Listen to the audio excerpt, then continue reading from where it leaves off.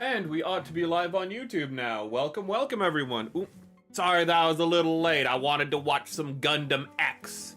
Ooh, I try to watch Gundam before every stream.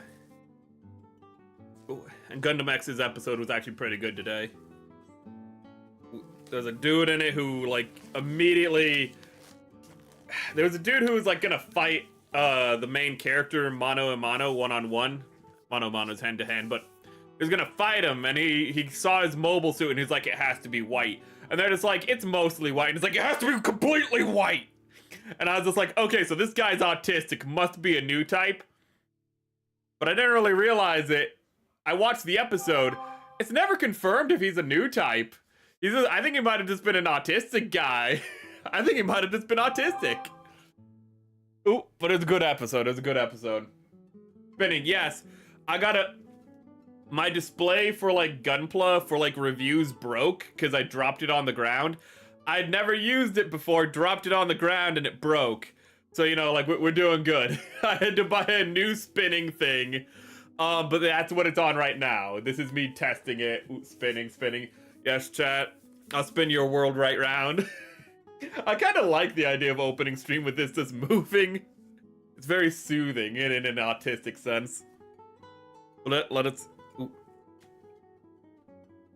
Ooh. How do I take it off? Actually, that's it. Ooh.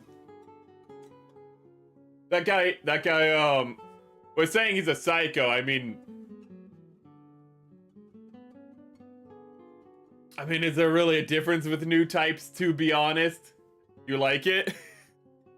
At first when I got it, it was a little jittery. It was spinning around like it kind of, not stop and go, but not a consistent speed. And you can, if you focus on it, you can see the speed's not perfect, but it's good enough. But I'm gonna make the camera go down. Oh, look at that. Look at that nice crotch shot. I know you like it, chat. Let's get this away. And then let's move these away and let us open the box and let me turn off the spinner. And I need to move chat down. Hello, welcome, Ricey. I was just talking about the most recent episode of Gundam X I saw. It was about a Rhodesian war criminal. It really was. They're just like, yeah, he committed a bunch of war crimes in Africa. They called him the White Devil, and I'm just like, this guy's just based off of Rhodesia, isn't he? He's just a Rhodesian war criminal in Gundam, which I'm all about. I want to see more Rhodesian war criminals in my media. Let me move the chat boxes down, because that's the one thing I didn't do before stream. And I'm happy you're here, Ricey, because you are my chatter I rely on for painting, and I have some advice I need to ask for. Welcome, Ivan. Doga, yeah. So, let's get, wow, that is, I hate how that is not centered at all, and I really hate it. I didn't clear any of my, oh, I forgot, ooh. I was so busy watching Gundam that I kind of didn't do any prep for today. Wait a minute. Oh, the consequences of my actions. I do not have a Master Grade Jagan. I didn't even know that there is a Master Grade Jagan, to be honest. The thing is, my arm, the arm that's holding the camera, I've come to realize is not aligned correctly, but I don't want to, like, I have to, like, reposition it completely, and I don't want to do that. So let's just kind of make it work the best we can. Also, I like this image. This feels very much like the Chad reaction image, just this profile shot. It's just, you know, what is it? It's just, I don't know, pick whatever character or like mobile suit from Gundam, and it's just like, you know, you can't just commit war crimes, and then this one is just, and then you just have this as the reaction image, and it says commit war crimes. Yes. Just Chad, yes, commit war crimes, radicalize children, throw rocks at Earth. I can get behind it. Gunmetal is pretty popular. I have all three, and I'm... Gundam X actually really messed up my setup. I was so busy watching Gundam X that I actually... my setup is actually really messed up right now. Because I just realized I don't know where my paints are. Geara Doga, Geara Zulu. I think that I like them both for different reasons. The Geara Doga is if you gave steroids to a Zaku. The Geara Zulu is if you, like, made it into, like... If you slimmed down the Zaku. If you kind of, like, took the more real robot approach, and, like, you advanced it in that direction, you'd get the Geara Zulu. And I think it's perfect in that regard, the Geara Zulu. But I also think the Geara Doga is perfect in the sense that it's just like, what if we just made it a monster? Like, it's still cannon fodder, but it just looks like a barbarian of a suit. So I like them both for different reasons. We're all a little mad here. Merrick, all this year I've been, well, it's only been like a week, so it hasn't been that long. All this year I've been manually looking in one by one in the XML file to modify them, just to realize ChatGPT could do it in your paint. I mean, look, it's only been like a week. He said all this year. It's only been a week, so it hasn't been that long. Look on the bright side. Ooh. Let's get to a nice page so you can, like, look at what we're gonna be building. It's just gonna be prep for today. This has got a masquerade Don Angel. Danan Gay. Sorry, I thought when I saw... There's no apostrophe for the Danan. So I thought it was Den, and then I thought you accidentally put a space, so I thought it was Dan Angel. And I was like, who the fuck is Dan Angel? I've never heard of that guy before. Oh, God. Is he related to that one magician who was named Angel? I forget that guy's name as well. But Danan Gay, get the Masquerade Jagan so you can use the Masquerade Danan. It corrected you to Angel, kick the Jagan off the Gundam F91 scene. That sounds neat, but I haven't seen a Jagan in the wild. I don't think I'm gonna order one special. But the Jagan is pretty good. The Jagan is also, just like how this is like a super Zaku, the Jagan is a super... my brain just malfunctioned, GM. Which I think is really the, like, nice part about Char's Counterattack. Is that everything's design is obviously derived from what came before, but everything feels like a good evolution of what came before. The Dogas feel like a good evolution of the Zakus. The Gundam, I've made it clear I love the new Gundam's design. The Jagans are just super gyms. I like the evolution of everything. Maybe except for this one. This guy, I don't like the fact that he doesn't actually transform. If he actually transformed, I'd like this design a lot more. And for some reason, he's always blue in the model kits. Empire War for more than 5 years? Man, I've been I played it when that game came out. But I haven't been playing it non-stop.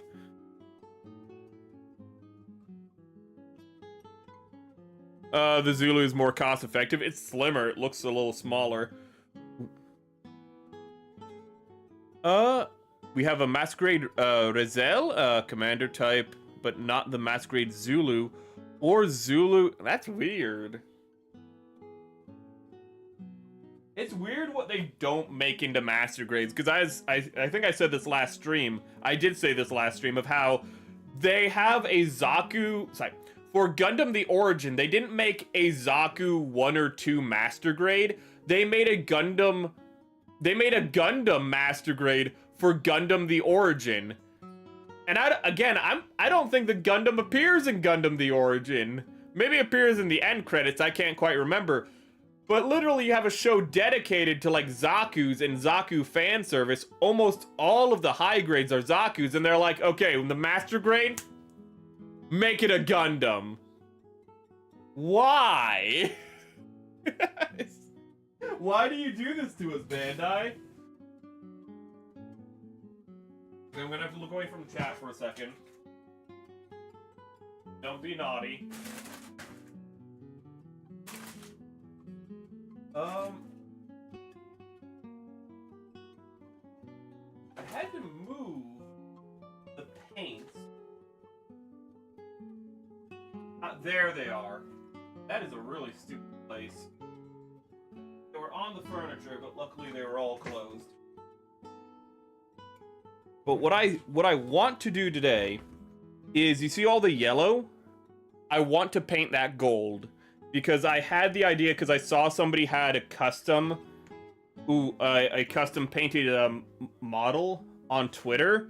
And I was like, the Verner's being painted gold would also go really good with this. And then I saw this one, this mobile suit, its Verner's are naturally yellow on the inside. And I'm like, perfect. So we're going to be using plenty of gold today. And plenty of paint thinner. I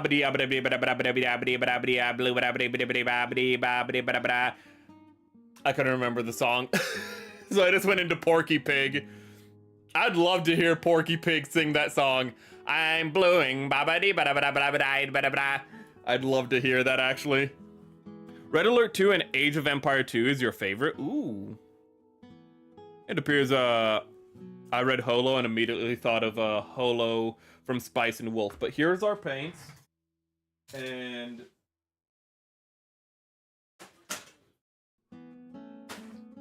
let's just throw all this on the floor. All this, I need to use this table, so all this stuff is just gonna go on the floor, I guess. So you hear that? That's the floor. That's the floor. You go to the floor. Not you, Heavy Arms, I like you. You go to the floor. Oh, there's my comb. You go to the floor. Okay, this is Gunpla stuff. I don't want to throw that on the floor. Ah, that's Gundam. As an RX-78, I have like 5 more of those. I don't need it. I also got a scale. You might be like, why did you get a scale? Why do you have a scale, you might wonder? I really wanted to weigh mobile suits. This is a food scale. And I can also use it for that, but I just wanted to see, like, how much did mobile suits weigh? My autism won. We haven't started the prep yet. My autism was a little too strong. I was like, I need to know, because the Gundam Alex feels so heavy. It's not, though. It's just really bottom heavy, so it feels heavier than it is. And it's actually lighter than the Zaku. It's the Gundam Alex is only 3.4 grams, and the Zaku is 4.1 grams holding its machine gun. My autism just... It needed to be satisfied. Yes, the Geara Doga and Zaku 4 is completely different. They are different.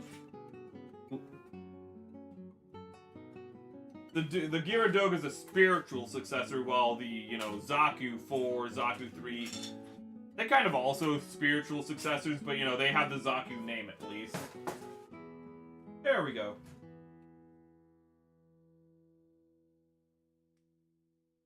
Surprised the Danan Gay is smaller than the Master Grade F91. I was surprised by that too when I heard it, and I think I saw an image of like what their canonical sizes are, and I'm like, oh, that's gonna be really fun because the F91 is very amusingly small for a Master Grade. I think it's shorter. Is it shorter or as tall as the Suzabi? It's shorter than the Kasi Gundam.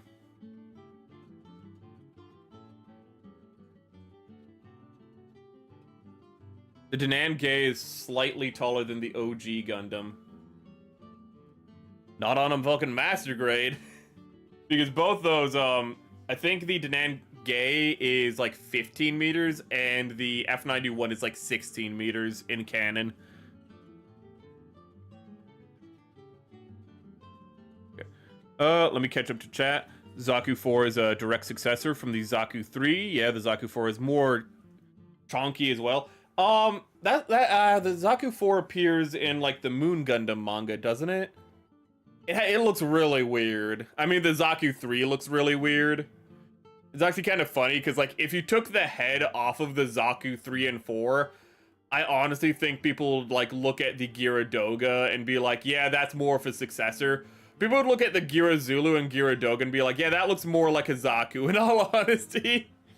Not to cast shade on, like, the Zaku 4 and 3. I like their designs. That it's go a little far in some places. Okay, so we can do there. Now the question is, how much gold do I want to do? I'll get out the Vernairs first. Because the Vernairs are where I know I want to do it, and... that is... God, this kid is gonna be so big. Though... not as big as you might think, because I think this mobile suit's only... there are the feet. I believe this mobile suit's only like 19 or 20 meters. We need to paint these gold. Where are the other feet, though?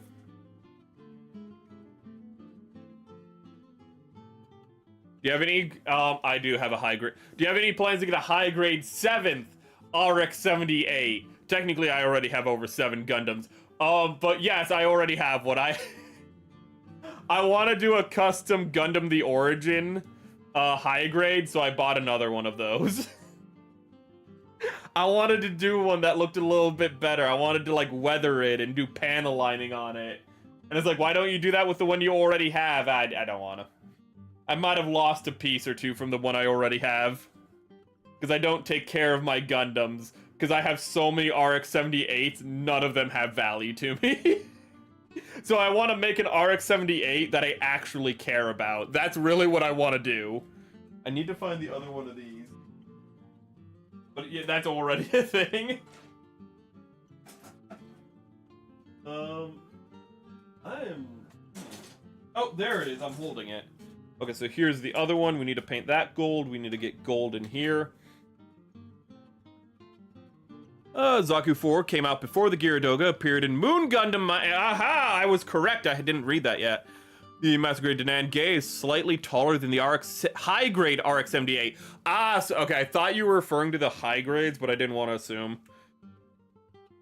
That is too much. That's a waste of paint, but that's fine. We're going to be using a lot. I've gone through so much thinner, but I've been really, really liking the thinner. I've been drinking it. Don't drink thinner. That'll probably kill you. Actually, I'm no scientist, but that'll probably kill you. Don't drink paint thinner. That's a bad idea. Now I can't ungiggle whenever I hear Danan Gay name after I translate it to. Oh yeah, like you said, like when you translate it, it's like gay woman in some language. Ooh. It's very close to the spelling, to the Romanized spelling of gay woman. Damn it. Okay, I do have it. I'd have... oh, you can't see it, but behind my head is my water. So let us pour some water into this little cup. And let us not damage the instructions today. So we're gonna put the instructions here. We're gonna move the camera up. And I don't think this is gonna... okay. I'd love to have that in shot, but I just don't think this is a good idea. And let's not have too much out at once. Let's paint these ones first. So we'll put these ones here perpendicular, so we know those are the ones we need. We'll get this out so we can mix the paint. We're just gonna get all of these brushes out. I'm gonna need some of them.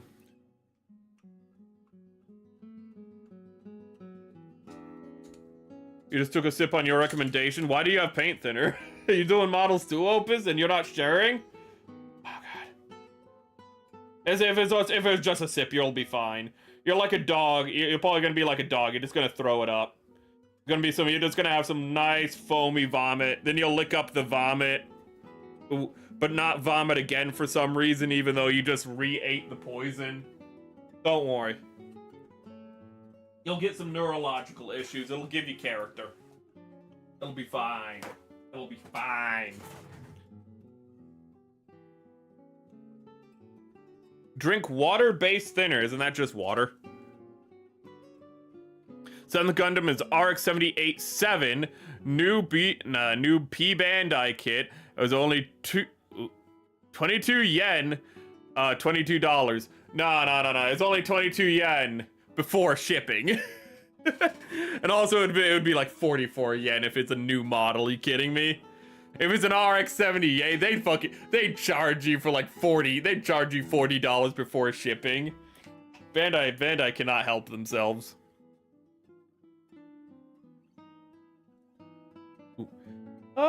Actually, wait, the Zaku. Uh-oh. I got the Zaku out to actually talk about it. I got a Zaku and the Geara Doga, and my Geara Doga high grade, but yeah.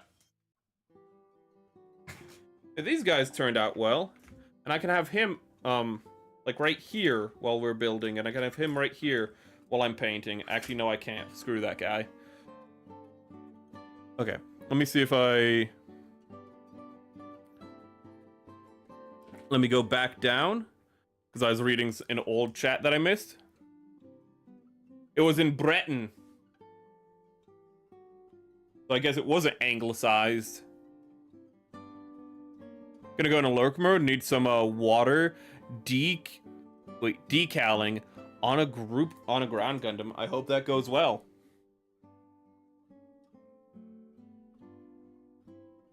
Ooh. You also have tinners. I love typos.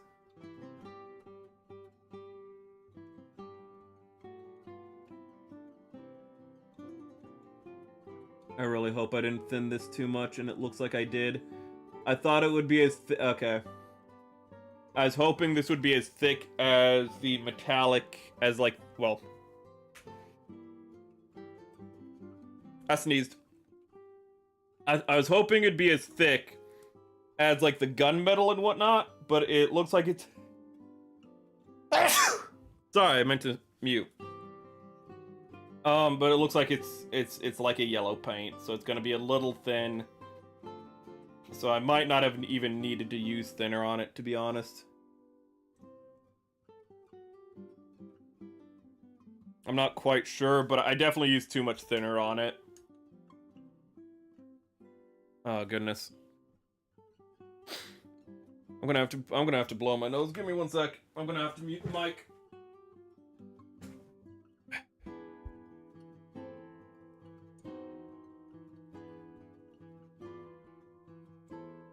Sound like snuffleupagus. Okay. And look, finding a 3.0 hands. Yeah, I just need to order them. I have like a whole list of things I want to order, and I just have to order them in bulk, but I ordered something else recently. I ordered like stuff from Vitacost, which is like, I ordered shampoos and whatnot, and like flour for cooking. And that costs money too. So I'm like, well, I can't buy the decals right now. So I actually just made a list of the decals I have to buy when I can't afford them again. I hate budgeting. I was surprised too how cheap it was.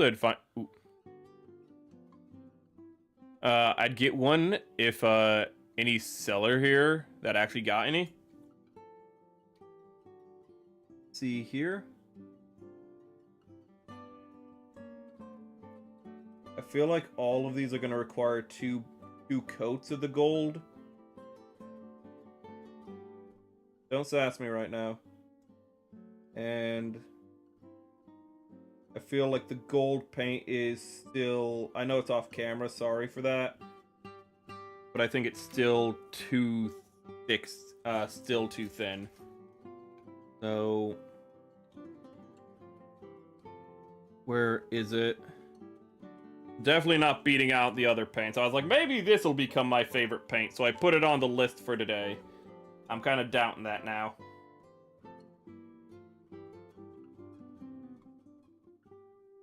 You're painting your metal walls? Bless you. Thank you.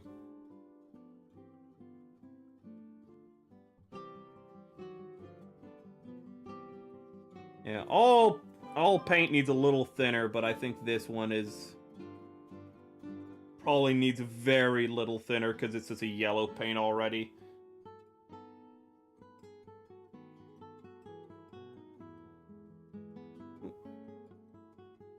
Not as thick as the steel and gunmetal, so it's gonna need 2 coats. I've already said that, but just seeing it is confirming it. Seeing is believing.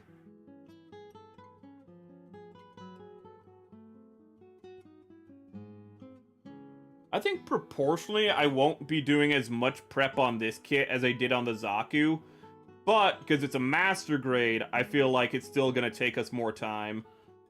So this whole week is probably gonna just be prep for this build. I doubt we do any building this week.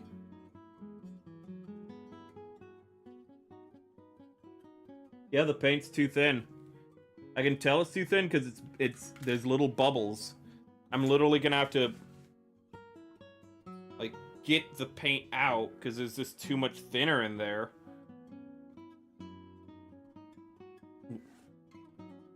Fold that up and then pour more paint. So this is already not the best start.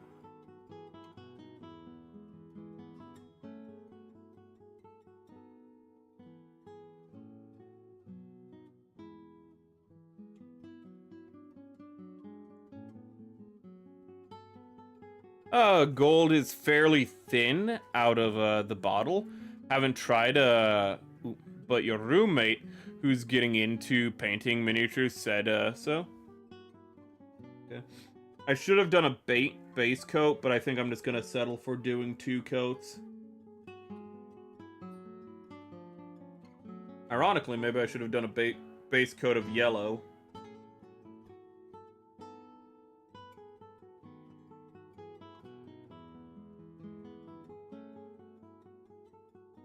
Thing is, it kind of looks like it's going to be a good base coat for itself, because when it does settle, it looks like it has a lot of grit to it.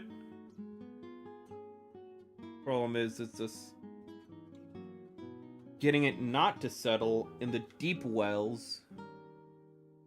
Like around here, I have to literally unpaint this region, because the paint is pooling in this Vernair, which is destroying the effect of it.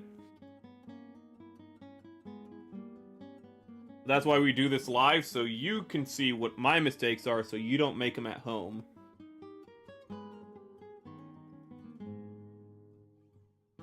Okay. If you semi-gloss coat before painting, it will stick the paint much better. Wait. What do I have?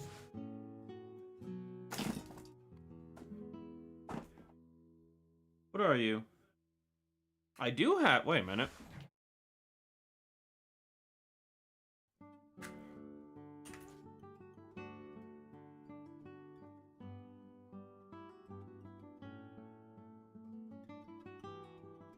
I'm gonna test that right now, and you might be like, do I have to unpaint this region? Yes, because it's gonna be too thick if I don't. So we're gonna undo some of this.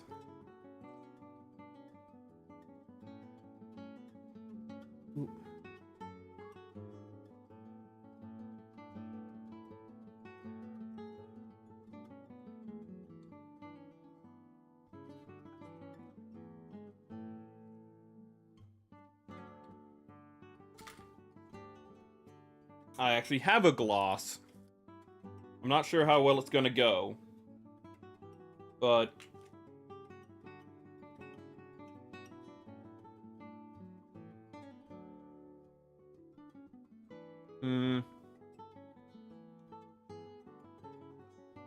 it would work better, but I have to wait for this piece to dry out now.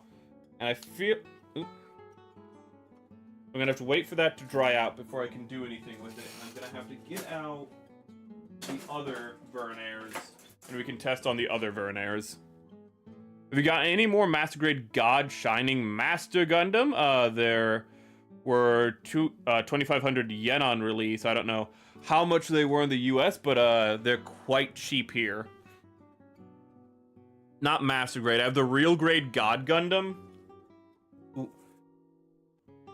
Well, whichever one is like the base Gundam from like from G Fighter. I can never remember if it's the God Gundam or Burning. I have the Burning Gundam is what it's called in America. Because America changed the names, because God is offensive. Ooh. But I have the Burning Gundam, I think is what it's called.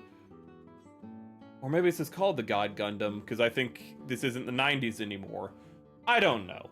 I have the base Gundam, real grade, haven't built it yet, from G-Fighter. That's what I have. I've seen the other one, the upgraded Gundam from G-Fighter, but I don't care for that design as much, so I did not get it. Ooh. But I do not have the master grades. They are not going to be, in the US, they are not that cheap, though. I can tell you that right now.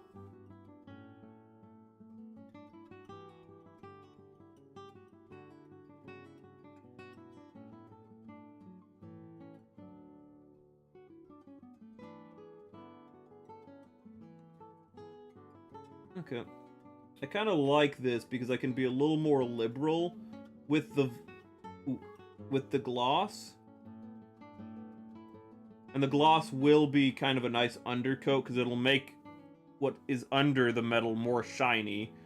It's gonna be hopefully a good idea. God knows if it will be a good idea. But we'll test with the Verniers because the Verniers are small and out of the way.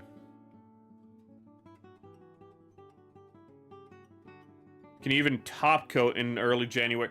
Not outside. Not outside. I would need to probably turn on a fan and wear a mask inside, but then I'd probably poison my dog, so probably not a good idea. There are things you can get, so you can, like, coat inside, and it kind of, you have, like, there are extraction fans and setups you can get, but I do not have that. So top coating, unless I'm brushing on the top coat, is probably not going to be a thing.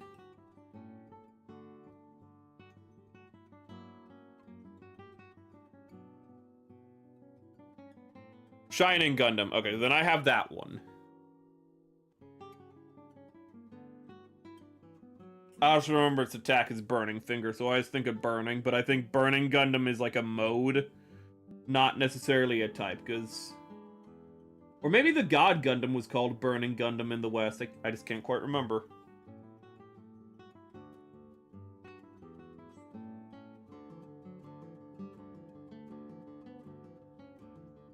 These little bubbles are pissing me off.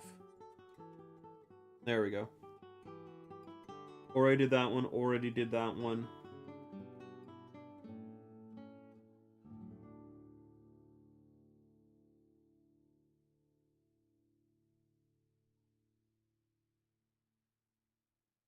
If nothing else, it's making it... Actually... Not making it that much shinier, but as it dries, I can see that it is giving more texture.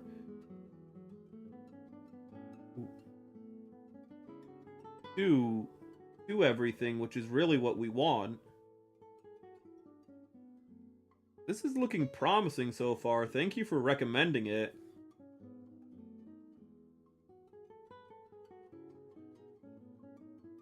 Reprints of the God Gundam in the future will be called Burning Gundam for those who are in the land of the free. Okay, so it is that one. I think in the West it was still called the God Gundam, at least on its first print. Sadly, I don't have it, so I can't tell you, but I'm pretty sure it said God Gundam at the store that I saw it in.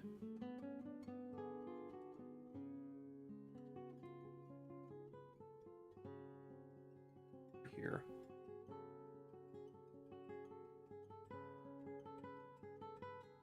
There we go. Okay, hopefully that'll act as a nice base coat.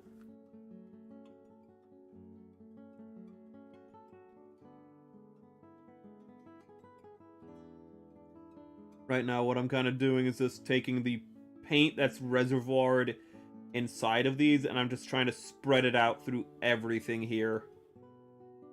We're painting it gold anyway, so it's fine if there's a little flecks of gold all over the place. I'm just trying to use what we already have to clean out what we've already painted. Okay. Jamez is streaming. Okay. I'm gonna need to turn that notification off because it's gonna be bothering us all stream if I don't.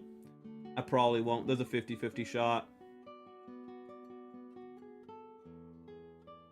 Okay.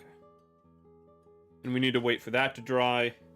And we're not gonna do the gloss on everything because that's just gonna take forever. There are some things I think we can just directly...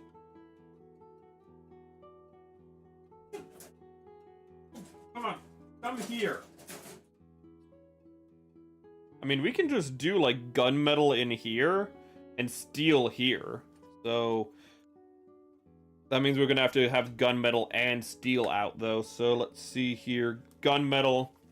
They're not that hard to tell apart, luckily. Gunmetal is a lot darker than steel. Ooh.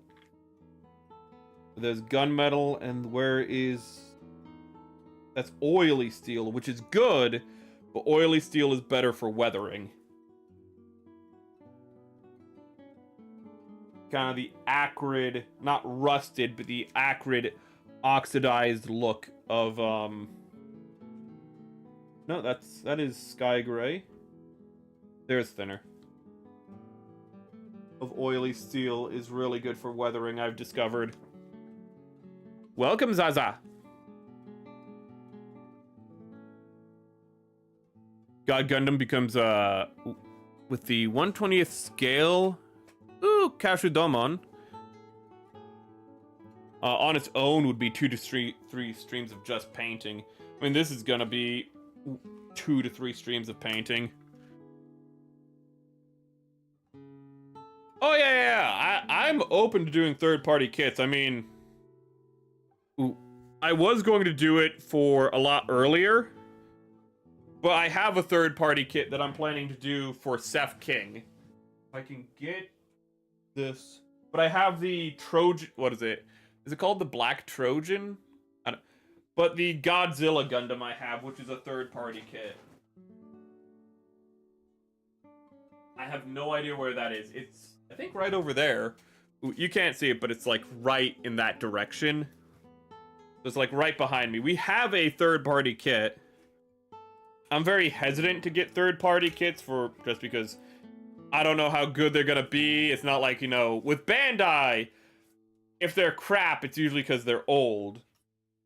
But Bandai does improve things, but it's just, it's like things with that Kshatriya recently, where like the Kshatriya people had high hopes for it, and then it turned out not to be very good. I'm just very hesitant for that reason. But by the time you can learn if the third-party kit is good, it's no longer in stock, so it's kind of, it's a little tricky. It's a little tricky with third-party kits. But I would be very open to it. And they've been recommended at times, and as I've said, I've already gotten one third-party kit. Okay, so I need to I didn't actually mix these. You dumb piece of shit. You did not clean your brush before doing that. I don't think that's going to be a deal breaker. So let's just mix that together. Let's get this here, because it needs to be here.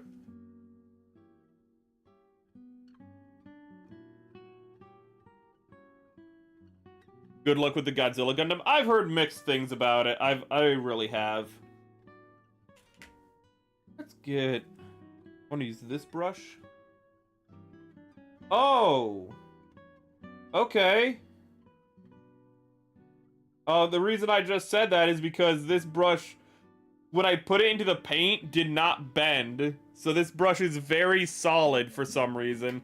I think it's because I don't use it all that often. I was like, it's not dirty. I think that is the wrong paint. Son of a bitch. This is what I was afraid of. I would use the wrong paint, and I already did. I need to use the steel here. And yes, there's a difference, because you can see already the steel's a lot lighter. Ooh.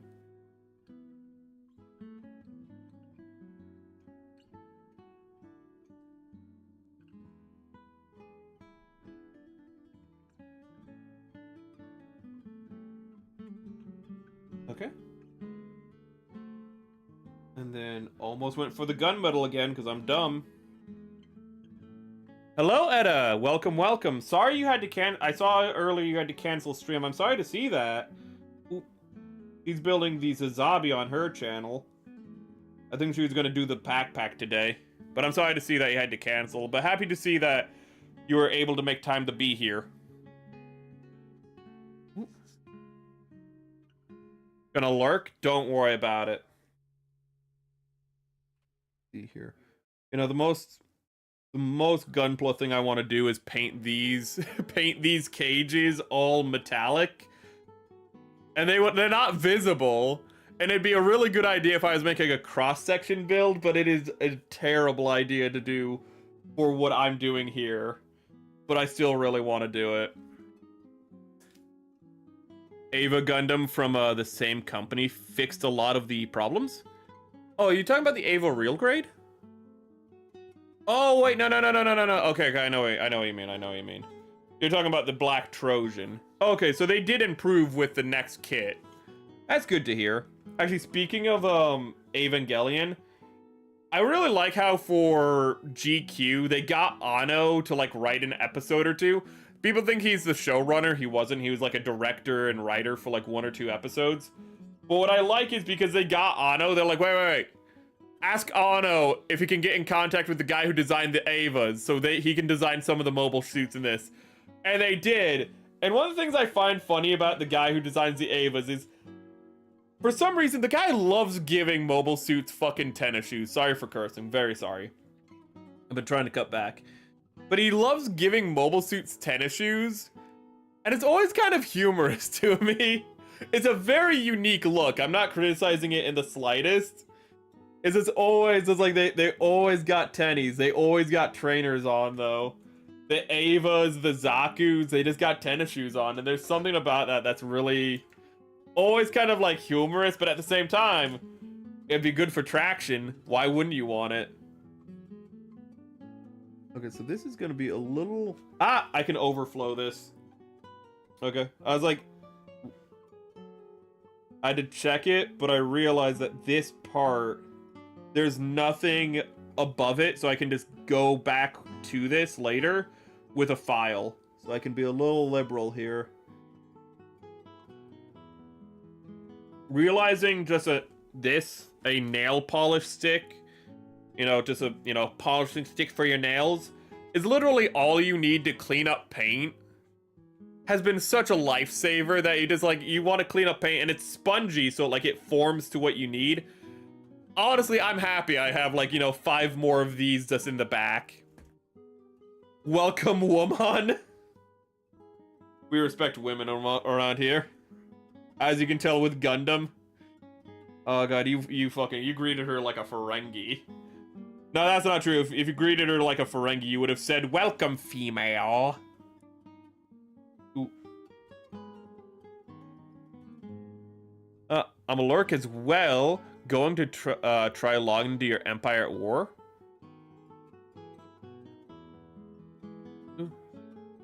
He did the one. Was it more than one? Oh yeah, you're right. The 1 year war. It was a 2-part episode, wasn't it? Was it 2 parts or was it just 1 episode? Shit. I think it's one. It's confusing because I went to the debut, the theatrical debut of GQ, which was really nice. But the show, it starts with an episode, then it does a 1 year war episode, then it goes back to like the original show. But in the theatrical version, it's just better because it just starts with the 1 year war, then goes in the GQ.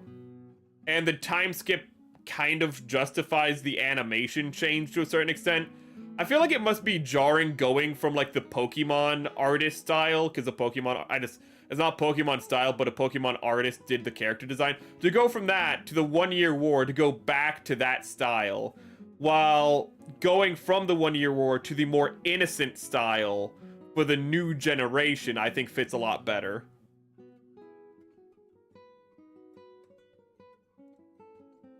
Better than giving them fishnets? Ooh. I think more mobile suits need fishnets. That Haro looked pretty hot in a fishnet, not gonna lie. That Zogo, I don't know, pretty hot in a fishnet. Maybe more mobile suits need fishnets. Oh, okay. He was annoyed at the build of the GQ kit. Then he realized he was the guy who made the design. I was wondering if you're talking about Ano or the designer, but that answers it. That's funny. Oh, he's like, this doesn't translate very well to model kits. Oh, I should have thought about that. That's really funny, actually.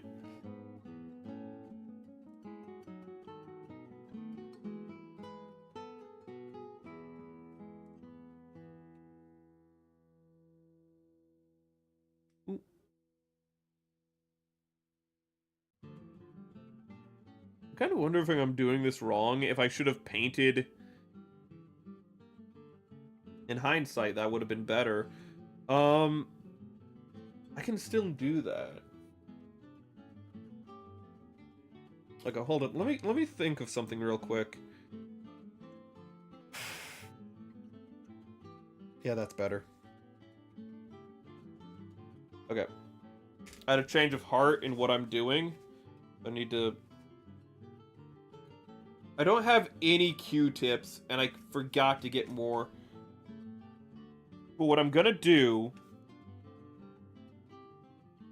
is clean these channels out, let it dry a little, and I'm gonna paint this part gunmetal. I don't know, I'm just gonna hope. I'm just gonna pray that's a good idea. And while that's drying, I want to paint gold in here with a beam rifle. Oh, that is a terrible hand position.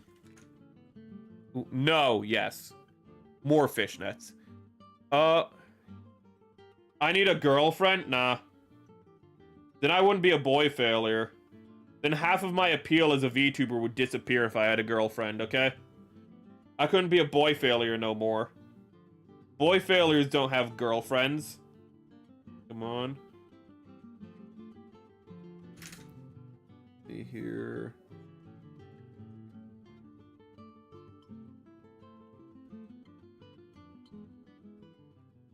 I kind of like it with the gold. It looks better on camera, I'll say that. But I think I'm gonna have to like put panel liner in here or something, because the gold looks nice, but it also like maybe when it dries this won't be the case, so I should be putting an asterisk on everything I'm saying here. But it kind of makes it more homogeneous as well.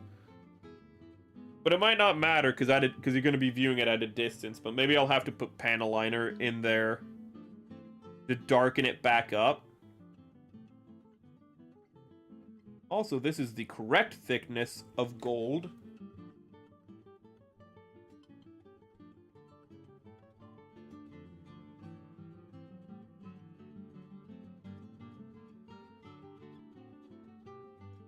Remember, erasers are your friends. If you overpaint, you always got one of these. Ever heard of a good Sith, like actually good?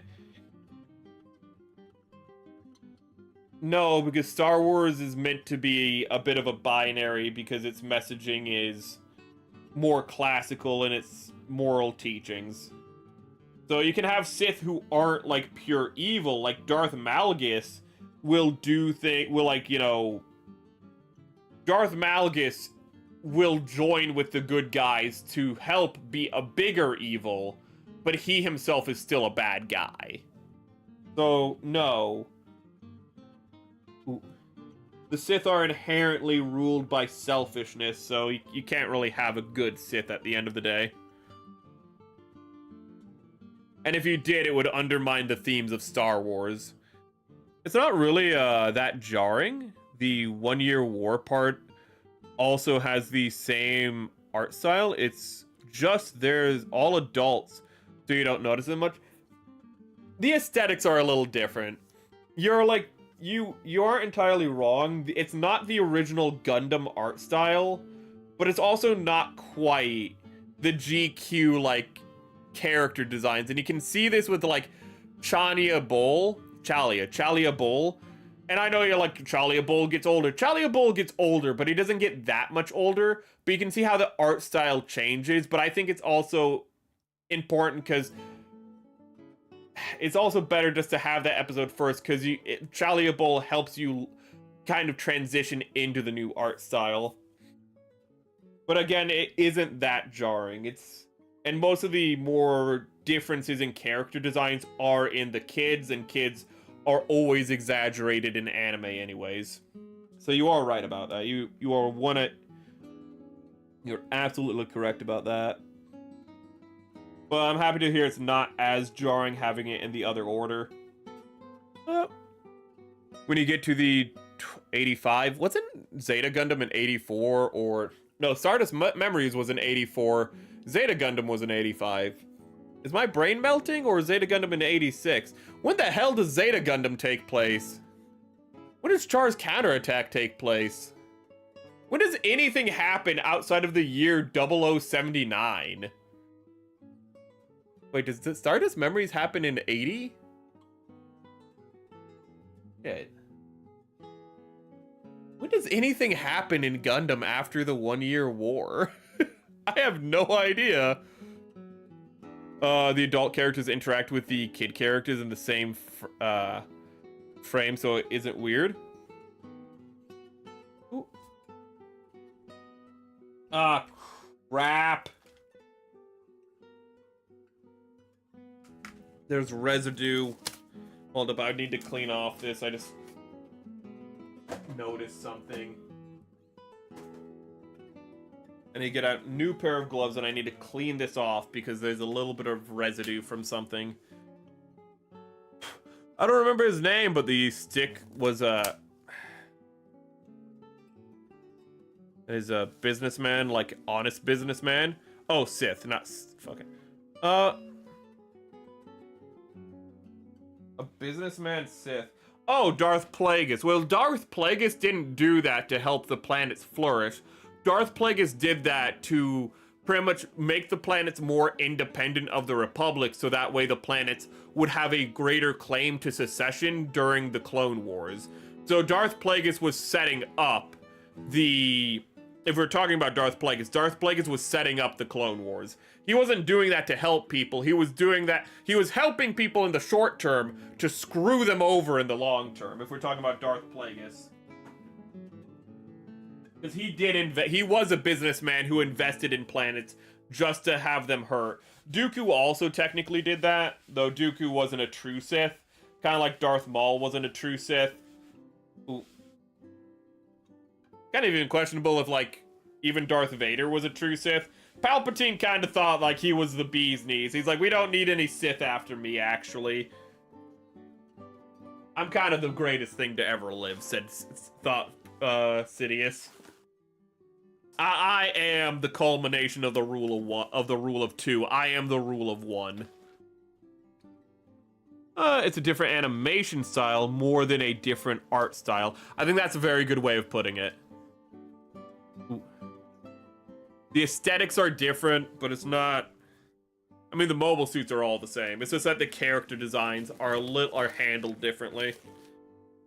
It's kind of in between, in all honesty. The art style, it's kind of in between the classic art style, and by classic I don't mean the original series, I mean more like Gundam the Origin, to be honest. But it's kind of in between that classic Gundam approach and what GQ does. Just want to wait Merrick to answer my question and go making while I'm waiting.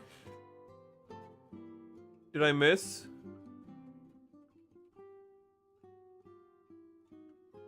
I think your chat might have gotten censored, because the last thing you said, from my perspective, is the Ava thing. And I don't see anything since then, Kays. So you might want to put... So if it got censored, you might want to put that in stream chat, and I can open that up for you. I'm going to open up stream chat just in case, but I do not see it.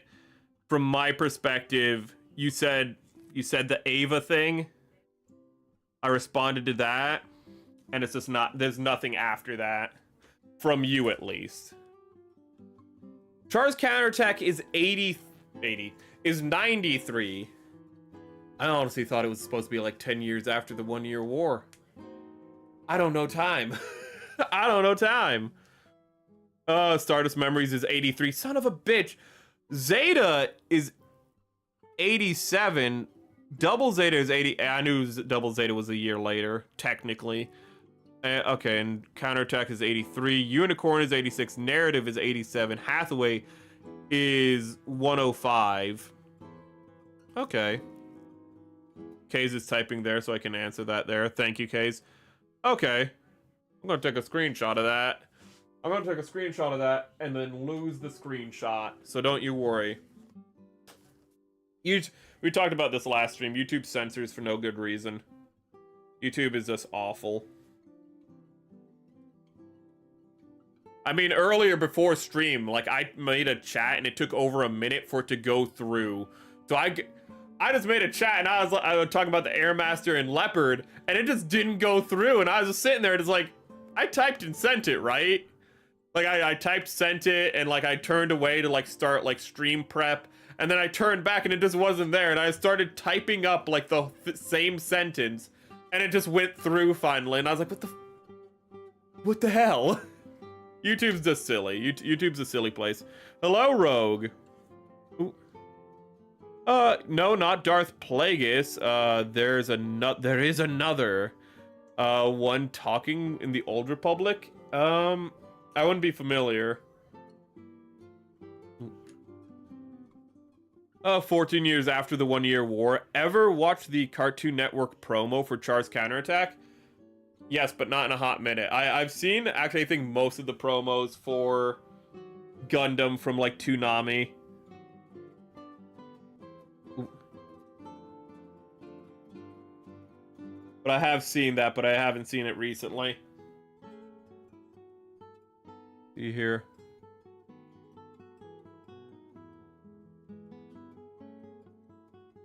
I'm asking, pick a number between 8, 81, 82, and 83. It's for the unit number. I want to pick 84. But you didn't let me pick 84. I'd say 81 then. Ooh. That's weird though that didn't go through.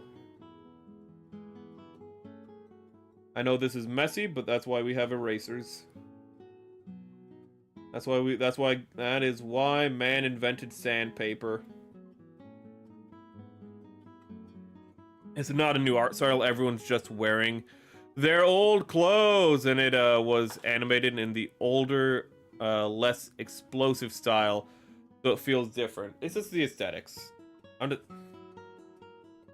Yes. Yes, I'm just gonna say yes. In stream talk, I'm gonna be Miko.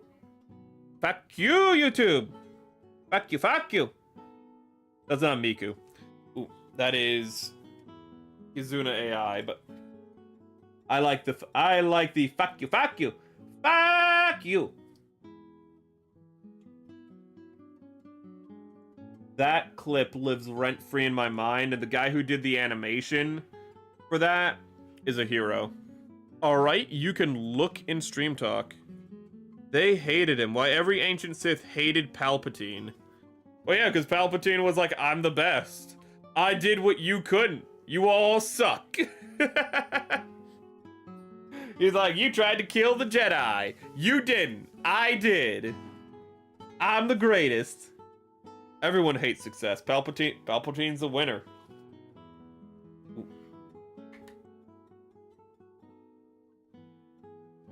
To be fair, Palpatine literally didn't care for any of the ancient Sith himself.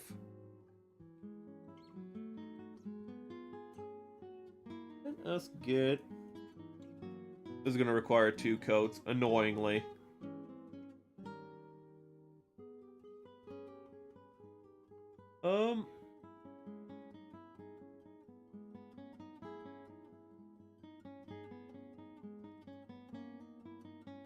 Gunmetal.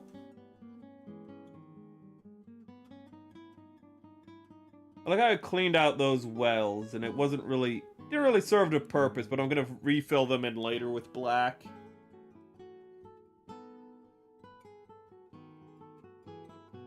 I just didn't want to put 2 coats of paint in it and make them too filled up.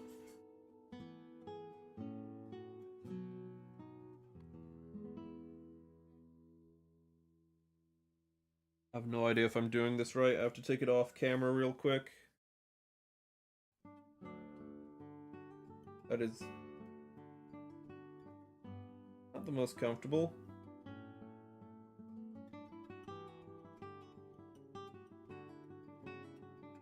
Maybe I need to use a bigger brush. Where's my really big brush? Ooh. Palpatine did. Ooh. I will never get over the fact that I don't know if this is true, but I'm convinced of the fact that the reason that Palpatine's first name is Sheev, his name is Sheev Palpatine, and considering it was George Lucas, I'm 90% sure the idea is he's mischievous. So he's a mischievous little fella. Sheev Palpatine. I will never get over that. Oh god, but Palpatine did. He's just like, I'm just gonna make a spell which makes the Jedi not be able to see the future. I can just do that. I'm just gonna make it so they can't just see that they're all gonna die. Ooh. Which is pretty impressive that he, by himself, was technically able to... just... like, force deceive the entire Jedi Order. He was able to interrupt everyone's Force prescience to his own ends. Which, you know, in that regard, I mean, maybe Palpatine should be like, you know what? Maybe I am the GOAT. I was able to trick the entire Jedi Order by myself like a GOAT.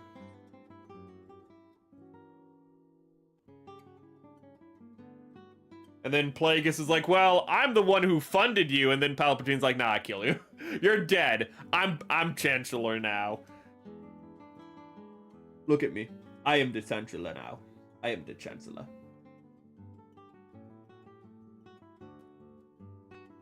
See here?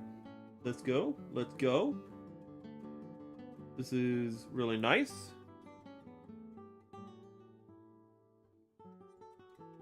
Can't believe I'm using this fat brush for something besides blending my paints for once. Ooh. I'm too lazy, so I'm just gonna sand this later.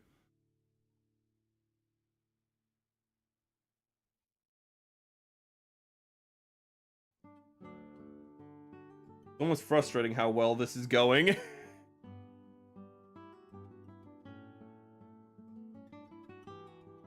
Is that also a Geara Doga die? I thought that was this... Okay, so, yeah, I did see that. I thought that was just like a Geara Doga on the Discord. I was like, that just looks fine. This is a blue Geara Doga. If the Geara Doga Kai looked like this, I'll share it on chat. I'll share it on stream for those who aren't on the Discord. Please rotate. Please rotate. There we go. Okay. If the Geara Doga Kai just looked like this, I'd have no problem with it. That looks nice. That looks snazzy. It's blue. But if you look up Geara, not Geara, Geara Doga. I don't know what's wrong with me. Kai, if you just look that up though, what you don't get that picture. You get this monstrosity. And like, it's line art. It's classic Gundam line art, so it looks way worse than it actually does, like, in practice. But this is some of the worst, like, line art translation I've seen in a while. This stuff is just... everything about it, I just hate it. I love the Geara Doga. I don't like this. Anaheim Electronics will make model suits for Republic CIS and... Ooh. And the Empire Rebels. Anaheim Electronics, they'd make everything. I mean, there's already an Anaheim Electronics. Let's be honest, that's already a thing in Star Wars. It's called Kuat Drive Yards. Kuat Drive Yards during, like, you know, during the Clone Wars. Yeah, we'll make stuff for the Republic. And we'll also make some stuff for, like, the CIS. but we just won't tell the Republic we're also making stuff for the CIS during the original trilogy. Yeah, we're gonna make Star Destroyers and a couple of starfighters for the Rebellion. We're just making money, who cares? Corellia is the same way. Corellia also made ships for both. Corellia is even worse. Corellia is the good guy planet too, because Han Solo's from there, but Corellia is even worse. Corellia was yeah, we're just gonna make we're gonna make full-on warships for both sides. We're just gonna make hand over fist. Who had drive yards at least separated between making fighters and warships.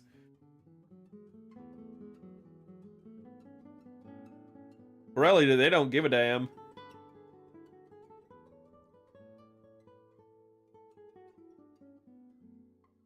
I love how Kuat the planet.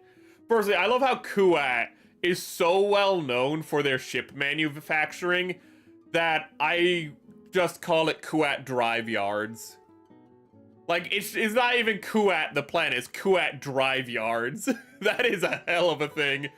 But I love how Kuat has an artificial ring around the planet, and it's literally just one giant space station that is in geosynchronous orbit that's just constantly producing ships.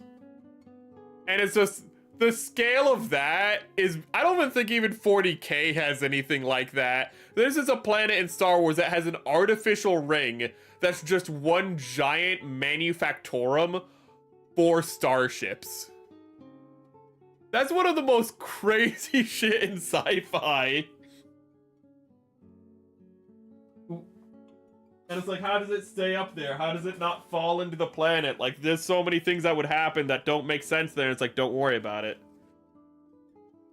Star Wars don't care. It looks cool. Oops, I lost to Sananju. Sananju's so good. There's a Geara Doga Kai that was confiscated by the Oh, so they made it better. And they put Jagan parts into it. That explains why it has some odd. Thank you, Discord, for just completely fucking up. Sorry for cursing, but I was trying to get back to look at it again, and Discord just did that. Okay, I have to restart Discord apparently. Ships, walkers, starfighters. Kuat made everything. Kuat made everything, man. They made these Star Destroyers are the most famous thing, but they made everything that they could. Corellia actually made better ships for Rebels and than the Empire. That is true. They were charging the Empire more and making worse products. They're kind of they were kind of doing a nice deed in that regard. And that needs to be gunmetal. I knew it was a mistake. I knew it was a mistake to have both of these paints out at the same time, because I keep getting them mixed up, and I keep having to clean off what I just painted. A lot more prep than I expected for this kit.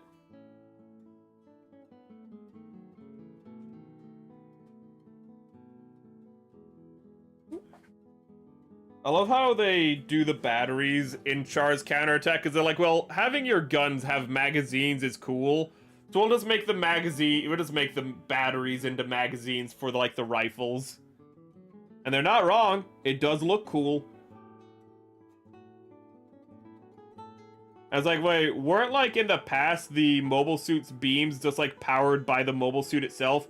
Yeah, but that drained the mobile suit's energy. So this doesn't. We have excuses, don't worry about it. Testing. Welcome, Kays. Welcome, welcome. Welcome back, rather.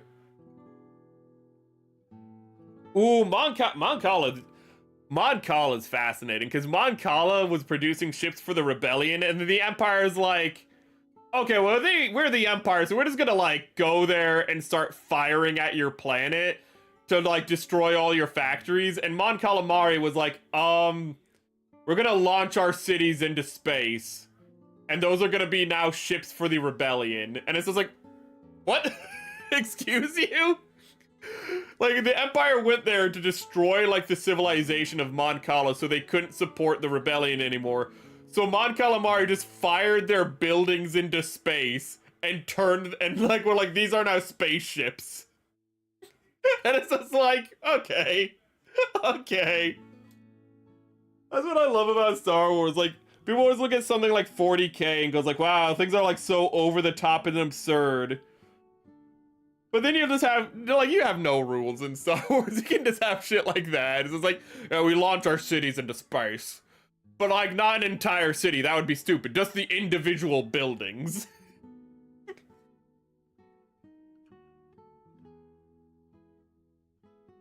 Okay, now I need the steel, not the gunmetal. And I need the steel for this part. I want to paint this part a nice... I don't know what that is that's there. I'm not going to focus on it, though. I painted a little over, but I think that'll be fine.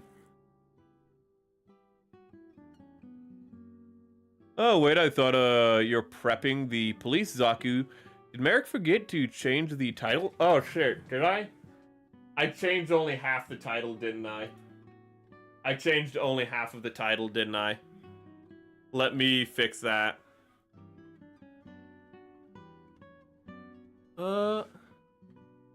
Content. I only changed like the first half, didn't I? Live. Yeah, I did. Let's prep the Geara Doga. It's in the thumbnail. In my defense, I did get the thumbnail correct. Master. Okay. Thank you for pointing that out. I'm a bit of a ditzy bastard. I'm a bit of a ditz. But I am prone to forget. I am prone to miss things. I was watching... I already have the excuse. I was busy watching Gundam X. I was watching peak Gundam. So I'm not to blame for any of my mistakes. Obviously. That piston should be metal. That piston should be metal.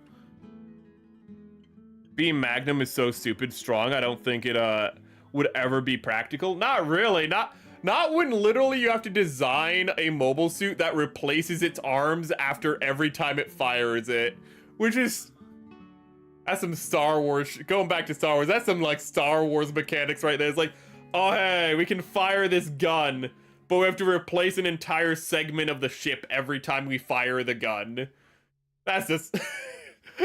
The fact that the mobile suit just has a rack of spare arms that it, you know, just it unplugs its arm and plugs in a new arm to fire the beam magnum again.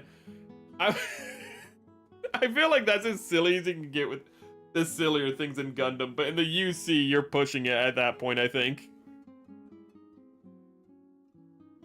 It was reliable that the Jagan parts could be installed, and the third pick of the blue Geara Doga Kai.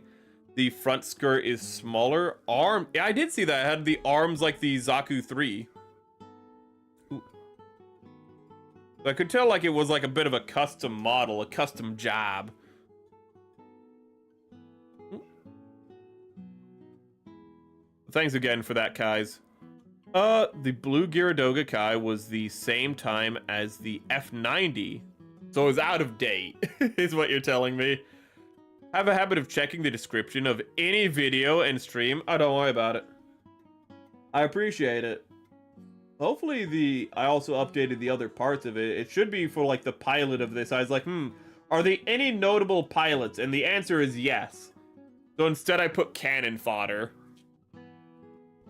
I could have put that one woman who piloted the blue Geara Doga, but that's the blue Geara Doga, and I felt like that would be kind of misleading. Because we are not building the blue commander Geara Doga. We are building a normal Geara Doga.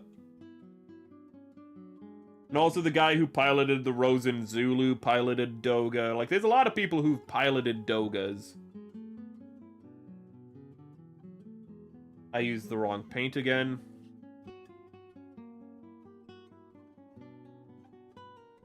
I am going blow my brains out. I am so upset. I am just so upset I keep doing this. I use the gunmetal instead of the steel. I want to use the steel on the parts that aren't the gun. Thank you. Oh my god. I cannot describe to you how annoyed I am with myself. That is way too much paint. That's way too much paint. No, not that piece. No, not that piece. No, where is the other foot? There's the other foot. There's so much paint, we have to actually take paint from here and put it over here. Resin. Rip. The Geara Doga Kaya actually survived against the Mars Zeon. Good for it. Ooh. I still like how Mars Zeon came to help Glemmy, or they came to help Axis Zeon during that whole thing, and then when they got back to Mars, the loyalists for, what is it, Gearan had taken over the planet while they were gone, and they're like, oh, god damn it.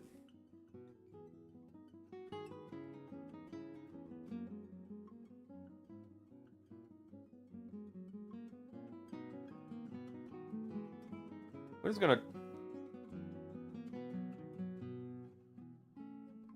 just gonna use osmosis. I think it's osmosis. Kind of just take out the extra paint from here. Brush it out onto our little paper towel. Oh, and bubbles are forming. Wonderful. My favorite thing in the world, bubbles. Hear the nostalgia critic scene of him going, fucking bubbles!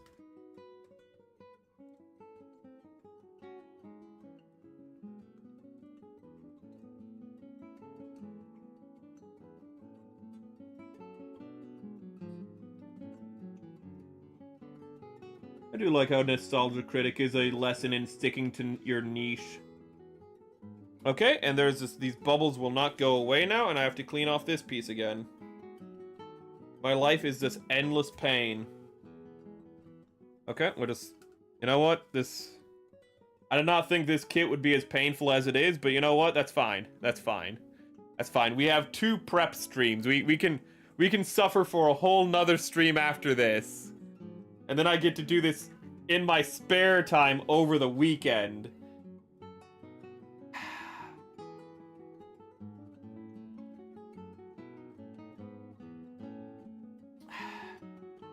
You know what really annoys me is the box. The only reason I'm painting this part is because I noticed on the box art, this knee armor is visible when it's flexing its knee, and I know it will look really good if it's silver.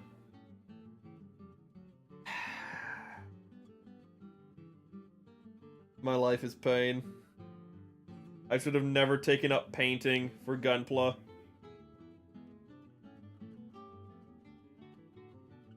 And these formed... Okay, well. We get more pain. Because these formed bubbles. So we can pop that. Pop. Pop. Okay, it did the opposite of popping. Wonderful. I hate this so much right now. Today's prep doesn't go very well, it seems. You know, after the Zaku, I was really optimistic. I was wrong to be that way. I was like, the Zaku's prep went amazing. I had so much fun. I'm here right now, and I'm like, I'm gonna have to double coat everything. I don't know what I'm gonna do here or there. Like half this kit, I have no idea what I'm gonna be doing for. It's an experience. Where's my brush that isn't massive? Where's my medium brush? It's fine. All that. Okay, here's my medium brush. I should be using this brush because look how much smaller it is.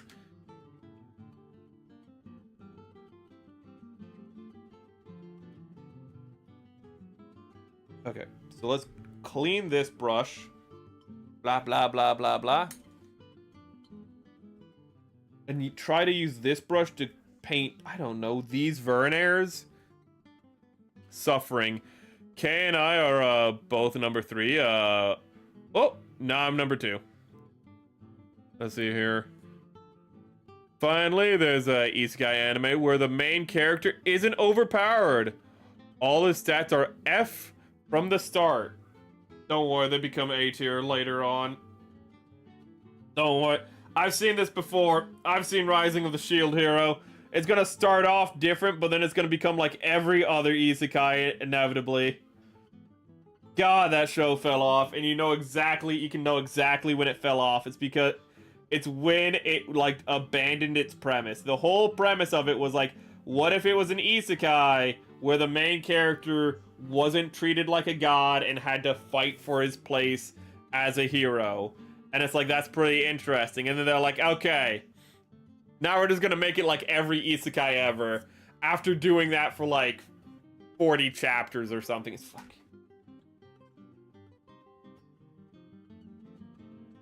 We're gonna have the queen come back to the kingdom, reveal that the king who's been persecuting him has no real power, and the queen is gonna be is gonna be on his side. And it's like, ew. I hate that. God, Rising the Shield Hero fell off.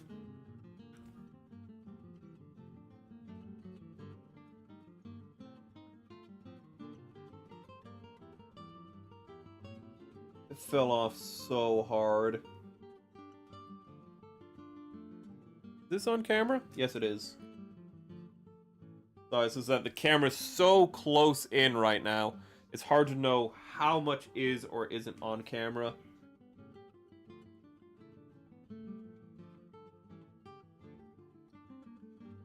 I think I got the correct thickness for the gold finally. Probably still take 2 coats just to get it, but I think the second coat I can thin down a little more than this one is and just fill in the space is what I'm hoping. Feeling like it's going to use a little more nuance. I'm going to go not stream, but I'm going to end the poll. Fucking, oh my god. I saw the time. God, the amount of what we've done so far is like, we've done maybe 40 minutes. What should be like 40 minutes of progress, maybe an hour of progress. We're at like an hour 40 right now. This is this is going... Oh god, the scale difference between the master grade. Okay, let's end the poll just to see what it is. So you guys thought gunmetal, natural metal, second, oil, a lot of people avoided, oily steel, and gold. Nobody guessed gold. I can't imagine why. Gold's been going so well on stream chat. Gold's been going so well. Why don't you think it would be gold? But my favorite current paint is what I used mostly on this. And for this I use natural steel. It was a really good thickness and it wasn't too dark. I find that gunmetal is a little too dark. It doesn't stand out quite enough. So unless you're like doing a good wide coat, like let me get it out. Like I did here. Like this looks, I'm gonna have to do another coat, but like I did here. Ooh. Like I think that's gonna look good. But for these like accents and whatnot, I'm really preferring the natural steel. That little bit of brightness to it, I'm really preferring. Spreading out the paint that's reservoiring in here.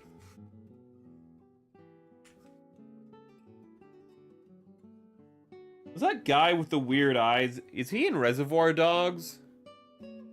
I always forget his name. That one guy who has the weird bulging eyes, who's like almost looks like an uncanny human, but not quite. Chat, what's his name? He was in the Spy Kids movie. What is his name? He was in Escape from LA. Obviously a movie all of you know. The F Hero is it's what it's called. I like how Japanese have like two modes when it comes down to stories. Either they give it a very simple, straightforward name, or they give it a paragraph and they're like, that's a good name. Just give a whole paragraph to it. Nobody's gonna be like, what is this story is about? The whole title is this an introduction. Main character is still F. Even after he grew up, he can temporarily up his stats by recruiting someone with good stats, but only if one with better stats near him. Oh, okay, so he's like a leech. The shill hero. Oh, the shield hero, glazed by everyone. Oh, the shield hero. I didn't realize he was making a pun. Glazed by everyone around him. It was way better when that wasn't the case. When he was a character that himself had, like, you know, imperfections. That he was kind of himself a little hopeless because he was thrown into an isekai and got a raw deal, and he was a little hopeless because of it, and it was kind of interesting. It was a bit of a subversive story in that regard. It was a little deconstructive, and then it was like, no, we're not doing that actually.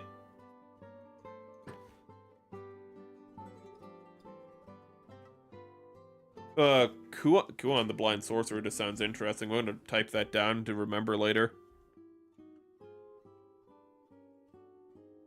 Not known. Kuon the Blind. Then this goes. Use a little bit more paint here.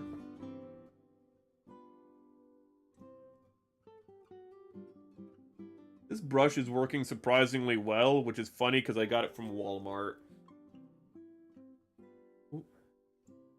But it doesn't really need to be precise, it just needs to coat things well, which is kind of what it's designed to do.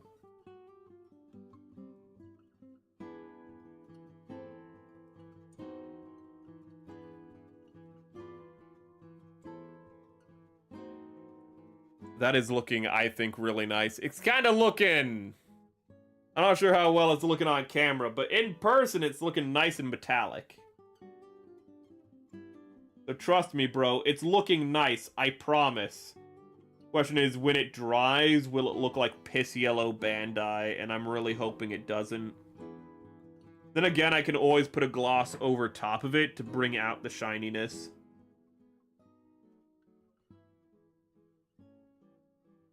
I just put Kunon the Blind, so it'll come up when I type it up. Ooh. I kept it simple, so I'll find it. Well, thanks for the clarification, my dude.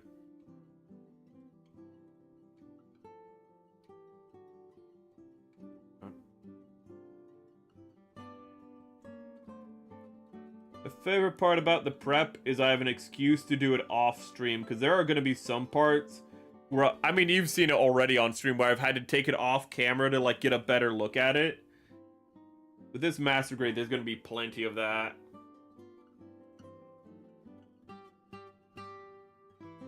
But today, I just want to get the big zones. I want to get the big, obvious stuff.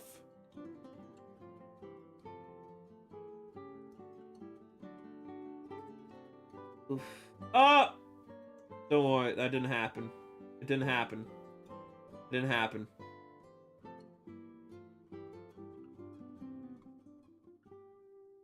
Oh yeah, have you listened to these songs I sent? The lyrics are so weird, like I never see anyone use lyrics like that. I haven't seen it yet. Ooh. On weekends I get a little busy, so I haven't seen it yet. Maybe you just haven't listened to enough English stuff. That just reminded me of, because we're doing Fallout Boy karaoke this Friday. Fallout Boy kind of cheats in their lyrics sometimes. They'll just have lyrics that make no sense because they rhyme and sound good. And you're listening to it and you're like, okay, that, like, you do it only like once or twice per song, but like that string of like words you just made was nonsense in a song that outside of that was pretty on point. But it sounded nice, so I'll let it pass.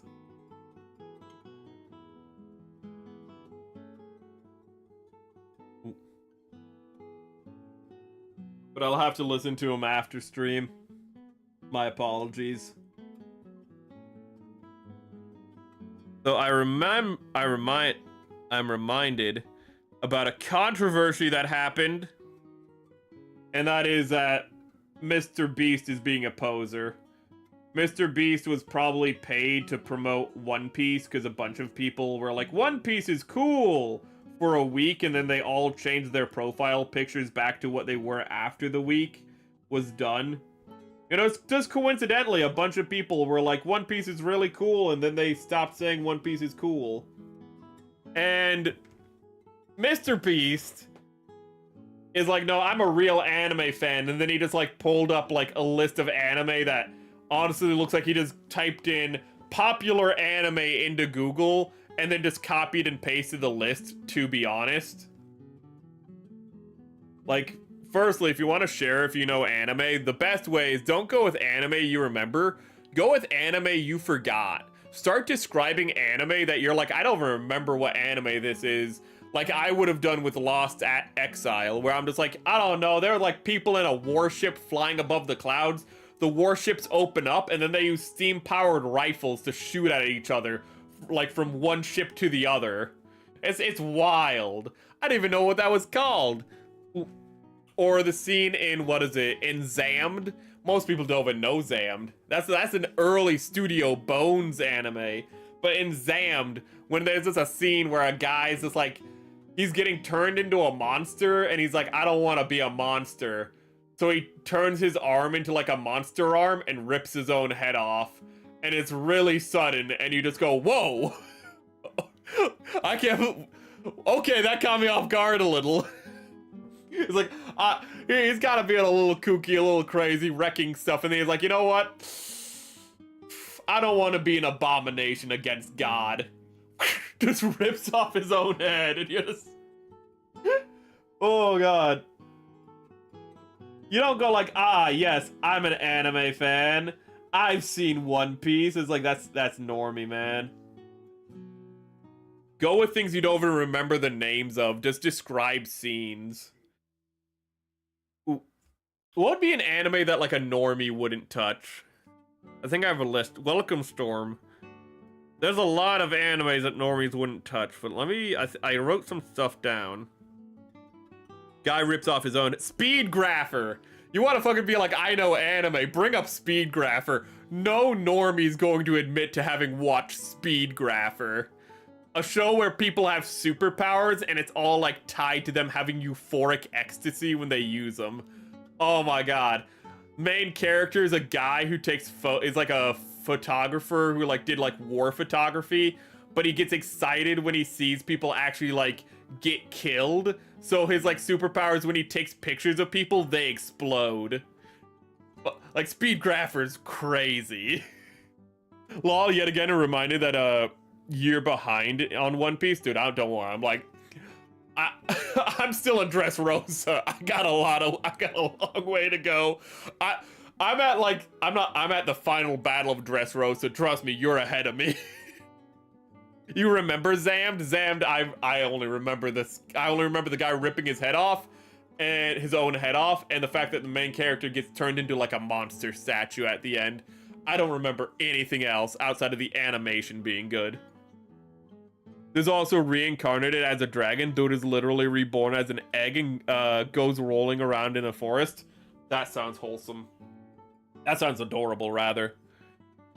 Gundam is one. It got called a tourist because I liked Witch from Mercury.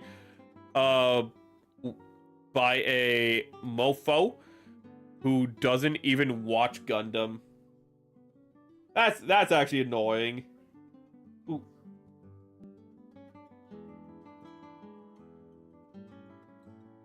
Like there were some people like it's just that whenever there's something new that brings in new people, it's annoying when, like, you're like, well, I'm one of the old hats, and I like this new thing. It's like, well, then you're not a real fan, or, like, you're new here. It's like, no, I've been here for a while. I've been here for a hot minute. Ooh. God. Elfen Lied. I think, you know, I would also go with Elfen Lied, but I think Elfen Lied is a little too mainstream. Though Elfen Lied is a bit weird. Elfen Lied is a bit weird. Birdie the Mighty. Oh! Fucking Birdie the Mighty Decode. Birdie the Mighty Decode is one of my favorite, and I'm always upset there was never a season 3. Birdie, I love Birdie the Mighty Decode so much. I love that anime so much. Bubblegum Crisis, and all I remember about Speedgrapher is that he had a camera. He had a camera that blew people up. I remember one of the first people he fought in Speedgrapher was a contortionist, and that guy was creepy as hell. And how he beat him was he actually took... What he did is he used a shard of glass. He threw it into the air because the contortionist was choking him. He threw the shard of glass into the air and took a picture of the shard of glass right when the picture lined up with his head. So by taking a picture of his reflection, the guy's face in the reflection, he blew up the guy's head. Speedgrapher crazy, dude. Speedgrapher is kind of like... it's kind of like everyone has a stand in a way. Ooh. Though they don't get as crazy as stands do. This guy like JoJo's Stardust Crusader stands. Not quite as crazy as what... I forget what comes after Stardust Crusaders. Ooh, I kind of stopped watching JoJo's at Stardust Crusaders, but I heard what came after was pretty good.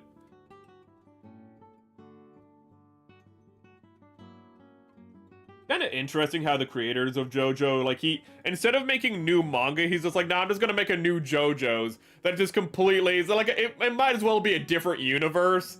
But I'll have characters from the previous story appear, just to make it so it's even more jarring how different everything is. And it's like, really? Oh god. That's more than I remember. You just remember the name. If you want adorable anime, Demon Lord Daughter is ooh. I like adorable things.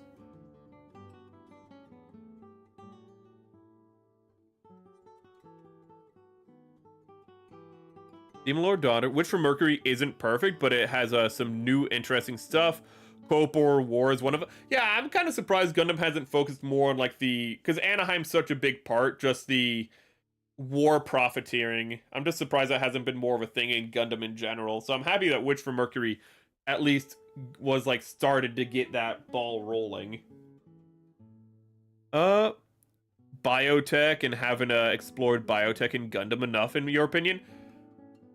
Not really. I mean, Iron-Blooded Orphans have, like, the, like, nervous system. Like, you can plug your nervous system directly into a mobile suit. But no, it's not really that prevalent.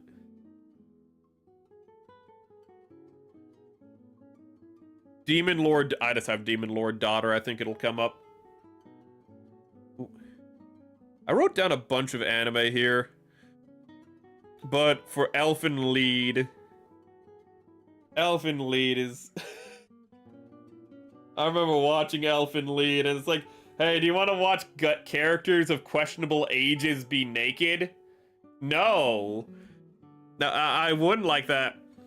How about that, like, how about that same character of questionable age getting hit in the head and becoming, like, retarded? No, I wouldn't want to watch that either. Okay, how about that character has, like, invisible psychic arms that they use to graphically kill people? I don't want to watch that either. What is this? And it's just like, I don't think you're the target demographic for this. I am not the target audience at all. What is this show? Oh god, maybe I missed some things in Elfen Lied, but it has a banger of a closer. Is it the closer or opener? I think it's the opening song, actually. Its opening song is a banger. I will say that. Its opening song is a banger, but... maybe the manga's better if it has a manga, but... I was so confused. I was so confused watching that. Elfin lead is just like, what was like, what's being said here? I feel like, is it saying something? Is it saying nothing? I don't know. I don't know what's going on. We all have seen the bad side of it, but not the good side. IBO Thunderbolt regular UC all portrays biotech as a bad thing. That's true. It's just a way to further the war crimes. Oh, I did too much paint again. So let me pop this bubble. Okay, well. I made bubbles again like a fool. I need to pop them, and I think that's a 3. I'm gonna need something smaller. This is a... Okay, this is good enough.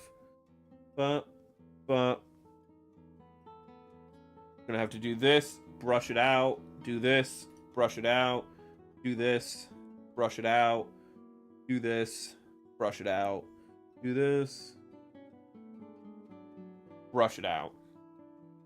I can't fucking... Oh, Alea Vignana. Okay, the only reason I could read that is because I recognize these iron-blooded orphans. The Alea Vignana, Psycho Zaku needing you to be a nugget, and the cyber new type stuff. That's true. But you're saying that in Witch from Mercury, it's not as dark, or they're showing the more positive applications.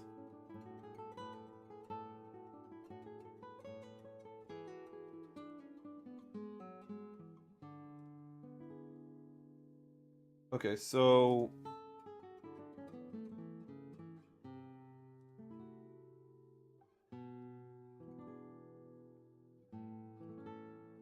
let's put another coat of paint here. God, I wonder what anime have I forgotten about that just like when I watched I was like, that was a thing. There was that one anime, I never finished it, but like, it was like of a guy who was like a motorcycle racer. And I think he got in a crash. Maybe he didn't get in a crash. I don't quite remember. But there was like an Indian woman who was really hot. This isn't helping. Did people like turn into motorcycles, or did they get like armor? I can't remember. I don't remember that anime at all. I just remember the main character was like a motorcycle racer, and then things happened in it and became different, and there's a really, really attractive Indian woman in it who was like a scientist doctor woman. And I don't remember anything else. The designs were cool. I remember the designs were cool, chat. You gotta trust me. Ooh. Plot point in Witch from Mercury. It's pushed as a plot point in Witch from Mercury. Other series, they're secondary. It's not the driving force.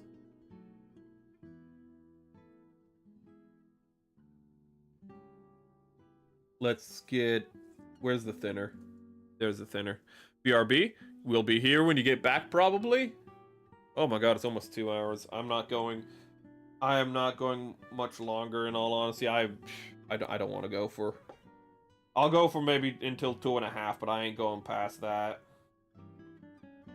I don't care what we're in the middle of doing. Oh, we'll be getting 1/100 Rehaze from Advance of Zeta, and the manufacturer is the same one who makes the 1/100 Gus. Sorry, the only thing I can think of with Gus is Gane. Is Gane Gus, and that's 2 S's. Sounds familiar. If you're talking about the bike one, I really want to know what it is. I remember Blood Plus. I liked Blood Plus. Blood Plus had a really... I remember the moment in Blood Plus. I've talked about this on stream, but the moment in Blood Plus where I'm like, you know what? I'm gonna watch this full thing. Watching Blood Plus, like halfway through, I'm like, you know what? This isn't that interesting. It's not surprising me with anything. Like, they're setting up the fact that this character is gonna die, and this like other character who's in a wheelchair is gonna have to like take his place and be the guardian of the main character. All this stuff, like they're like literally broadcasting it. Like, they're not even, like, trying to hide it, and then the guy in the wheelchair dies in a very horrific fashion. And things get very interesting in the show from that point on, and I was like, you know what, maybe I do want to watch this show. This show just disturbed the hell out of me. Making an anime about Mongolian child's adventure in Iran, 13th century. Fuck me, that sounds fucking crazy, and I want to see it. Historical anime are wild. It's like, when they do the... I love anime, because, like, even when it's realistic and set in the real world, you can still do stuff like Hajime no Ippo, where you can exaggerate the motions. And that's one of my favorite things. Like, they when they know how to exaggerate the motions just enough for it to be, like, exaggeration and not superhuman, is when it's peak. For grounded anime. Rehighs. I thought it was pronounced the Rehays. That's why I said it like that. I know AI makes eyes, but I thought it was pronounced the Rehays. Gonna post the pic in the stream talk. I'll check that in a minute. That's a gory one. If you're talking about Blood Plus. Ooh, it is. Blood Plus made me laugh, though, because all the gore, it was so bloody. It's literally the peak of everyone has, like, 20 gallons of blood in them. Ooh.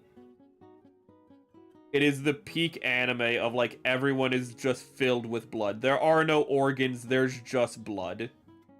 And there's just more blood than can be stored inside of a human body. So much blood in the Blood Plus series. Ooh. And we have bubbles again, which is driving me up a wall.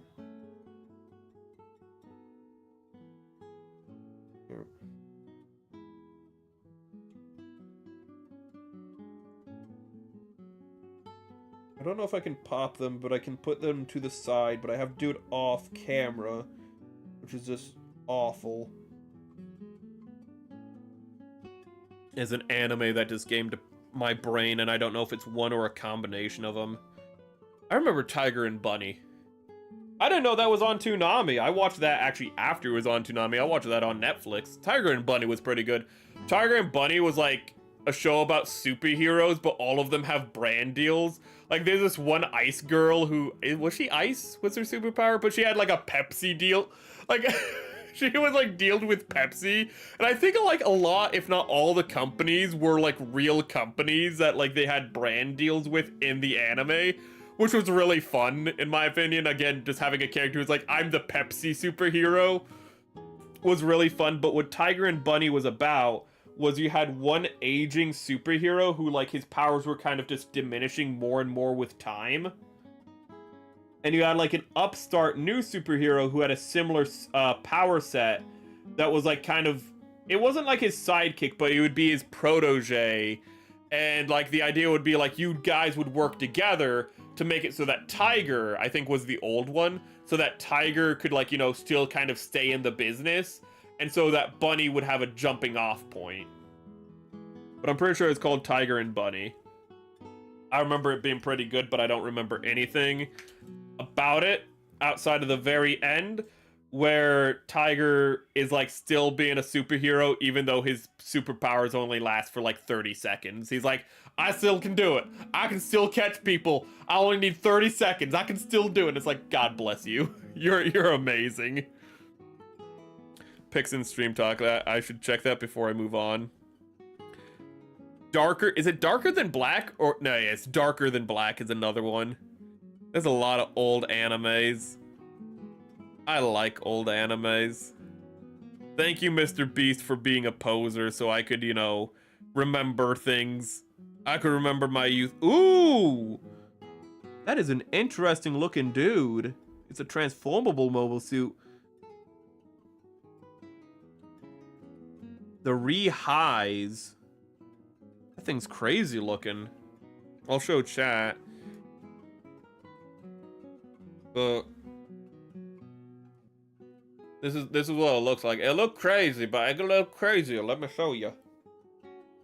It turned into that, which is just like, I don't know what that's supposed to be. Let me show you. Yeah, it has crotch arms. Oh, it kind of looks like... Okay, so it has a bit of, like, nightingale to it. It has a really big... That thing, like the nightingale. It's like a Zinanju crossed with a nightingale with a little bit of Hebra, with a little bit of Tetra with it, like a Geara Tetra. It's kind of... Yeah, it really is kind of like a Geara... It's actually kind of more like a Geara Tetra crossed with a nightingale. Because of all the Vernairs on the wings and whatnot. That's an interesting design. Made by Science Saru, the guys who made the Devilman Cry. Da-da-da. You think it's Apothecary Dire Mongolian edition? Okay, okay. Old school anime, gore and violence hit different. You don't see that in modern anime. It went a little over the top is the problem. They kind of like were allowed to be more gory in the past, and then they kind of like went so over the top that it got comical at parts. But when it's done right, like in the 90s and 2000s, it does hit super hard. Even when it's like done in things that aren't the best, if it's like the gore is done right, it still hits you really hard. Because they like know the proper like amount of viscera versus blood. Like not Speedgrapher, Psychopaths. How Psychopaths had people like inflate then explode when they got shot by like the guns was so like horrifying, because it's not just people didn't just explode. You see them expand then explode. So it's just like, you know that they can feel themselves expanding before they pop. And that's a horrifying thought process. Ooh. But it do be hitting different, Mr. Stancil. It do be like that. She was ice. Ooh. Did they do another season? I did not know that. Ding-a-ling-a-ling-a-ling. Yeah, ding-a-ling-a-ling-a-ling-a-ling. Lay. It's from Advance of Zeta. I'm just trying to remember old anime. This is actually really fun, just remembering everything. Darker Than Black. I don't remember anything about that. I remember the main character's powers were from like his sister who got lost in the void or something. I don't know what any of this means. You might be like, what's the void? I couldn't tell you. I couldn't tell you. I couldn't tell you what anything I'm saying right now. I don't know what I'm talking about. I just remember Darker Than Black. He had a cool mask. He assassinated people. There's a guy who had like gravity control. There's always a catch. Everyone's power had a catch 22. I remember that, except for the main character, and that's because his power came from his sister and things to do that. But everyone's power had a catch. Like, there's a guy who had telekinesis, but he had to break a finger. He had to break a joint in one of his fingers every time he used his telekinesis. And it's not really like the people, like, they have a compulsion. It's more like every time they use their power, they have a compulsion. So the guy who has the telekinesis, after he'd use it, he'd just have a compulsion to break a finger. And it'd just be like, why? Because it's really striking to the audience. Like, imagine a guy just grabs his finger and just breaks it backwards. And they animate it really well. It's like, I think you guys just have, I think you guys just have like some like unresolved psychological issues. I'm gonna be honest with you, Japan. It's like, nah, this is art. This is peak. I need to watch Ergo Proxy. Black Lagoon, I need to rewatch. These are more unk slop, as the kids call them, what I'm talking about right now. Ooh. I did see that recently where people like, unk slop, and then you look at like what unk slop is, and you like look into it, and it's all just a bunch of really good anime. Cowboy Bebop unk slop is like, oh, Trigun. Oh no! Oh no, what a travesty. What you're saying is like, you know, back in the 90s and like 2000s, we had good anime. I know. They were pretty solid.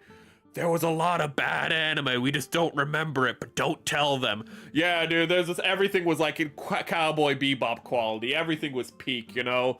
You know, there were no turds or anything. There are no... I can't remember the names of them. I was gonna start listing off them.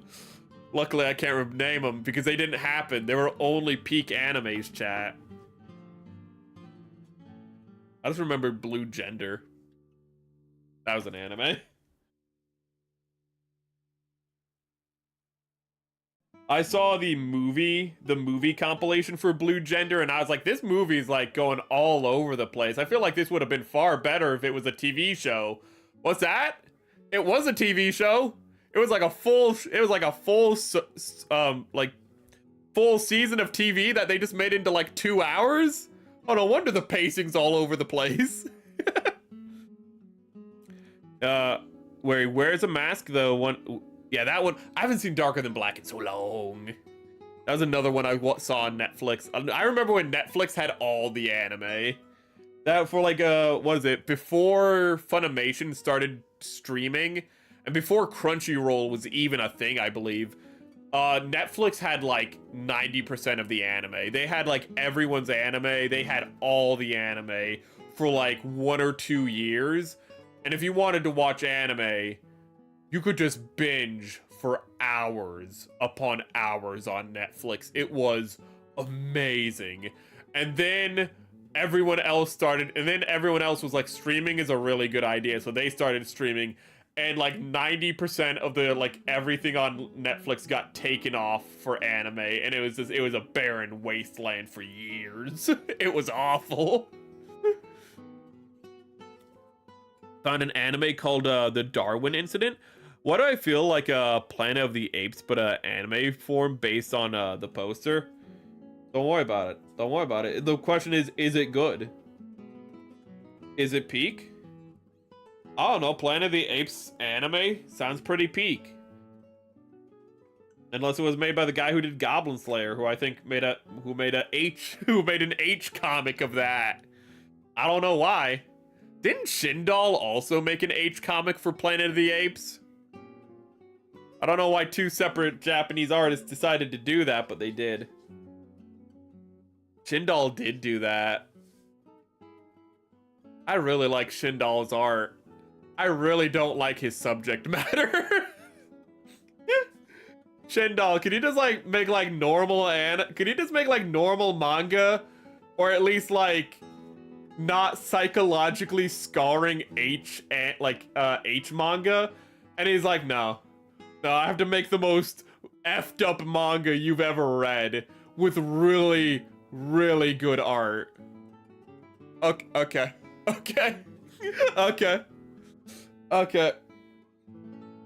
I'll read Metamorphosis again. I want to go for a cry. I want to cry. I want to cry at this incredibly depressing story that lies to you and is like, no, it has a happy ending at the end. And then it cuts back to, and she's actually not having it, and then she didn't recover. She's actually ODing. Spoilers. Maybe I should have said that first. Oh God, what the fuck? Sorry for...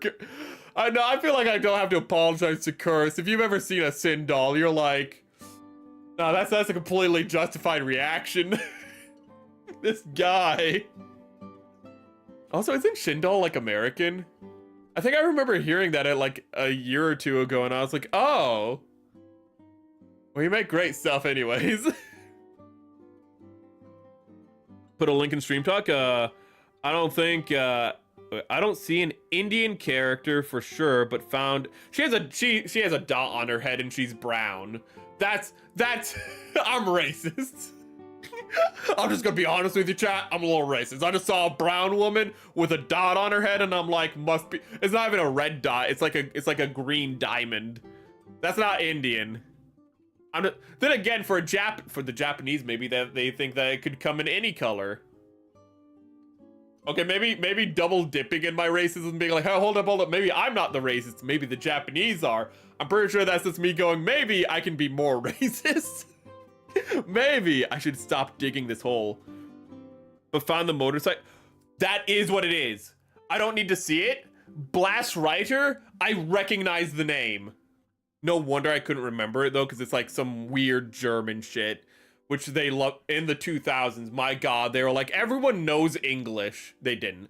But in Japan, it was so passe to have something in English in your anime. So they're like German, Spanish. Holy shit, was Spanish fucking popular. Sorry for cursing. I am sorry for that one.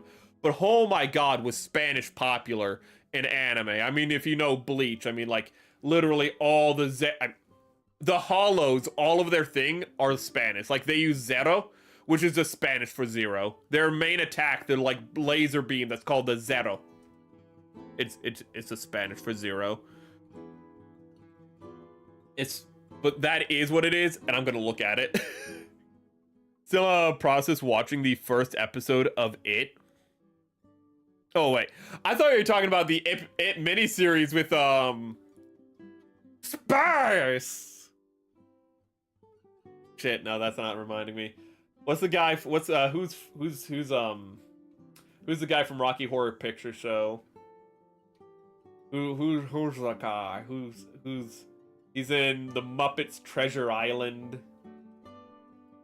Why am I not remembering his name? You're not talking about that though. Oh god.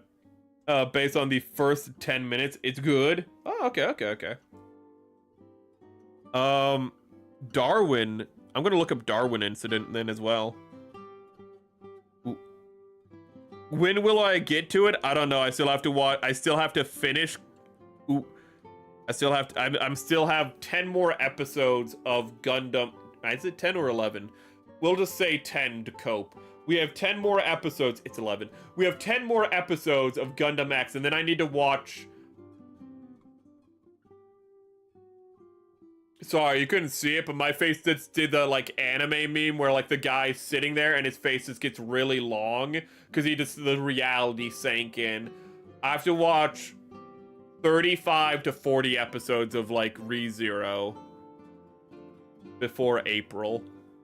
And it took me a year to watch 5 episodes of Gundam X. I think I can pull it off. It took me a year to watch actually 20 episodes of Gundam X. I think I can pull it off, chat. I think I can do it. Oh, God. His most prolific work, he gave his mom for proofread, and she said the main girl isn't cute enough. I won't assume we're talking about Shindal. Man, I could not imagine giving my mom... I could not imagine... Well, I mean, my mom's an incredibly judgmental person, and, like, there's a lot of baggage with my mom, so maybe I'm not the best example. But if I had a healthy mom who wasn't, like, what she is... I could never imagine giving my dad a script like that. Actually, I could. Never mind.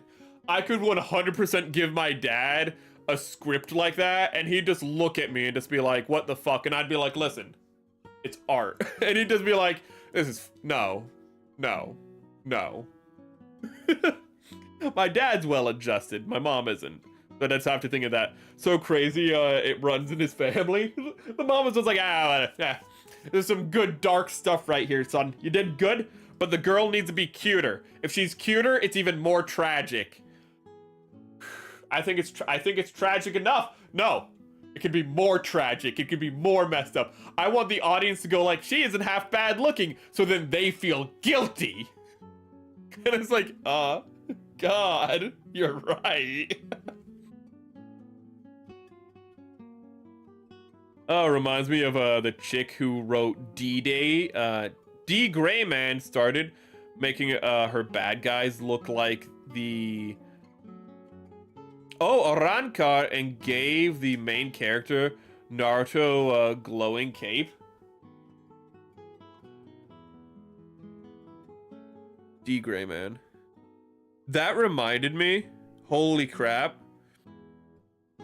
That explains a lot, to be honest, because D. Grayman always looked... I forgot which one D. Grayman was. This is D. Grayman. I always thought D. Grayman looked like... It looked like one of those things where, like, they were inspired by everything and used a little bit of everything. And I'm happy to know that's true, that they were just like, yeah, and I'm gonna take some from here, I'm gonna take some stuff from here. But this is an anime I don't think you guys will get. It's a remake of an old, like, 80s anime done in the 2000s, hyper violent, hyper gory. The guy has like a V helmet, and he goes into a berserk mode, and things get really dark and really violent. The original anime was just like an 80s anime, 80s adventure space anime, where like things were like a little darker than they like kind of felt on a surface level, but like it wasn't like a dark anime. It was an 80s adventure anime, if I remember correctly. It's pretty much like somebody remade He-Man, but made it super dark and gory. Think like that. And I don't remember anything else about it. Just the fact that the main character had like a V helmet, and he went berserk mode, and it was super violent. And man might have been in the title. That's all I remember from it. You guys aren't gonna get that one. That one was violent as hell. That was some peak edgelord anime. God, I miss the 2000s edgelord anime.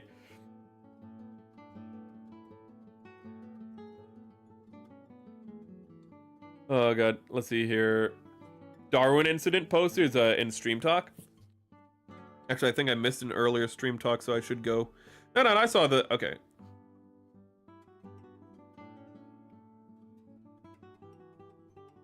Okay. So, thank you for sharing that, actually, of the Jadugar. I don't know how to pronounce that. Blasserite, thank you for posting that so I don't miss it later. Oh, I've seen a poster of the... I've seen people making memes out of the monkey from the Darwin incident. I'll show you. I don't have the memes, but there's been I've been seeing some memes with this dude, and I haven't known what it's from. I was like, that's a funny looking little monkey man. Okay, so now I know that. Thank you. Full Metal Panic. I never finished Full Metal Panic. I don't think. It kind of confused me.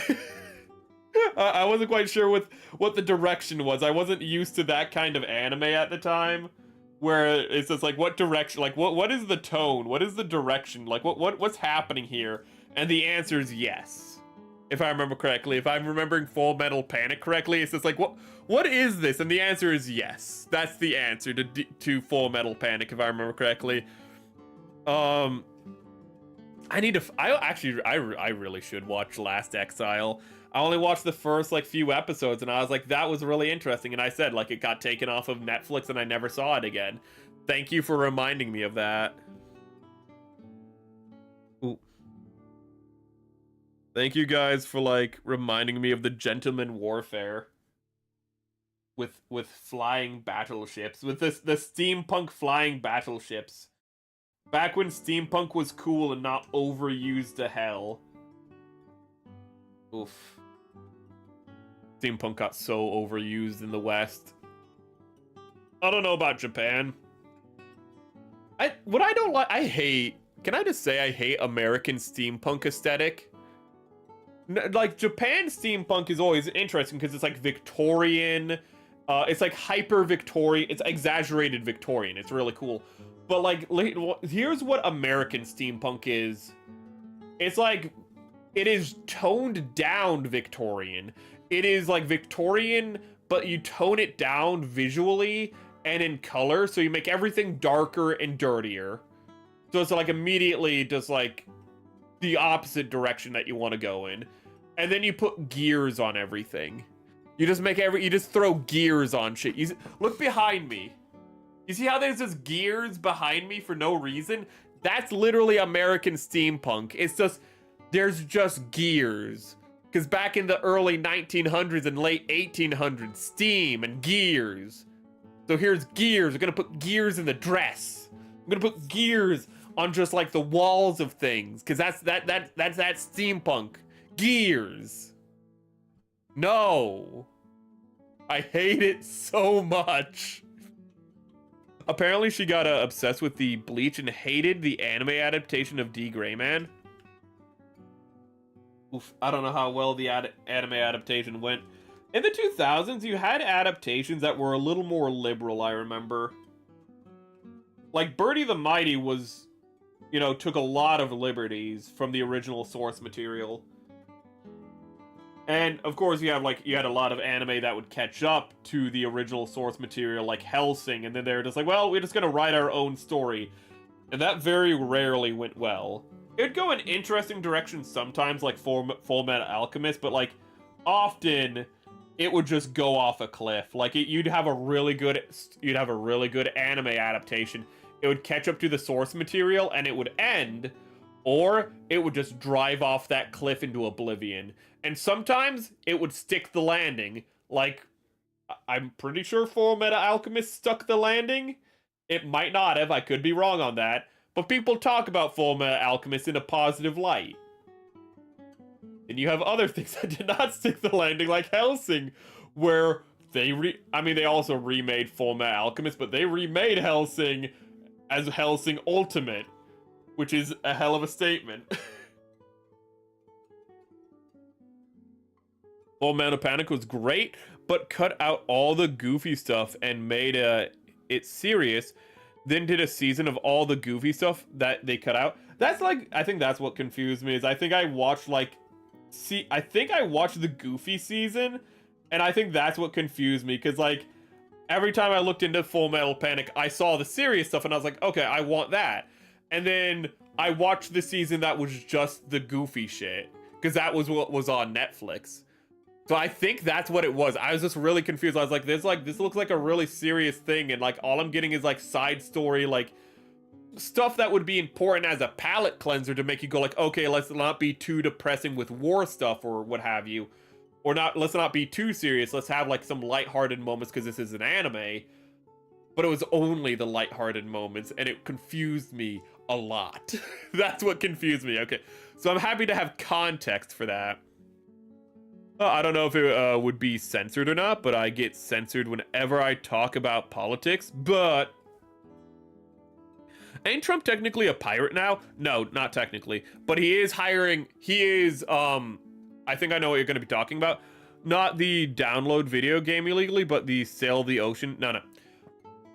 I think what you're referencing is that the federal government is offering to hire privateers, which are not pirates. Privateers are different from pirates, because pirates are just people going around sailing the seven seas, stealing shit, or like doing illicit stuff. Privateers are the people who go out and catch the pirates, while also maybe doing illegal stuff on the side, but let's not talk about that. Actually, I think privateers technically work inland, so it might be buccaneers, whatever. No, buccaneers are the ones who fight on the ship. Listen, it's complicated. But technically it's privateer. They're offering to hire, they're thinking about hiring privateers to fight, to like, catch drug boats so that they don't have to, drone strike them anymore, which is just, I don't know. I think Trump might just be a reincarnation of Andrew Jackson at that point. Just like, fuck it, just hire some privateers. We don't need the army to defend New Orleans. Just set the privateers out of jail. Screw it. It's kind of crazy. I think it's entertaining, if nothing else. It's a bit wild. Ooh. I was worried this was going to be a boring century. I think at the very least we don't have to worry about that. Ooh. Oh god. Now I'm trying to... Oh wait, you're talking about the oil tanker. Okay, I'll get to that. If pumpkin scissors, that's the one. Oh, pumpkin scissors. That one. I cannot believe I didn't even think of that. That was not even in the Sand Bandit or whatever he's called. I don't remember the name of it, but there's one where it's like the character's name is Sand Bandit. I don't remember what the anime is called, but I'll get that one before you do. The one where like he's in the sand and he wears a big wide rim hat and he's kind of like a short punk. And there's a really hot girl who's like a love interest, but it's kind of comedic overall. But I'm gonna go with that one. I don't remember what it's called, but there's one where a guy's a bandit in a desert. I'm gonna go with that one before you get it. But Pumpkin Scissors, I remember being pretty goated. How the main character was this like part of an elite task force from like it's like a fantasy World War I, and like this guy. They were part of a propaganda unit, but one of the members of the propaganda unit was an anti-tank specialist, And what he would do is he was just part of like a group of people who were 2 meters tall who got hopped up on drugs, and they would just charge tanks with like a special pistol that could just shoot through the tanks if it was at point blank range. And sometimes he gets a little bit of roid rage, and he lets the beast come out. Pumpkin Scissors was pretty cool to my memory. Ooh. He also had a massive penis, which was a reoccurring joke. They were just like, this guy, his dick is too big, and it's like, why is that a reoccurring joke? It's an anime. Why wouldn't it be a reoccurring joke? The same. I mean, Hajime no Ippo makes the same joke. In that they're just like, this guy's dick's way too big. It's like you're like 5 foot nothing, and you have a Pringle can for a dick. Like, what is going on with this? Can that even fit inside a human? Surprisingly, that's not a more common joke in anime. He sees the oil vessel that is, by definition, black flag, skull emblem, cutlass, wooden peg leg. Yeah, okay, I forgot about that. Yeah, there were oil tankers. I don't remember if they were coming to or from Russia, but they were in Venezuelan waters. Like when they did the operation in Venezuela, they were off the coast of Venezuela. So like when they caught Maduro, they were just like, oh hey, by the way, there are like some oil tankers there, and just like, those are also ours. Like, what the and Russia was like, fuck. It's a very interesting time to be alive.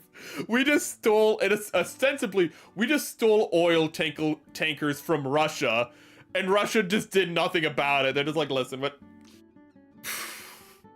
they just took Maduro. Like, we're not gonna get involved in this. It's just like, we don't know. Trump might actually be crazy. Nobody knows at this point.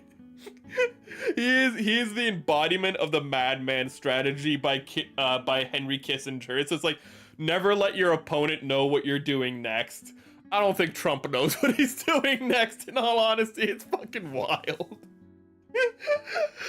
You have to laugh or else you're gonna get really fucking worried. Because maybe he might be that crazy.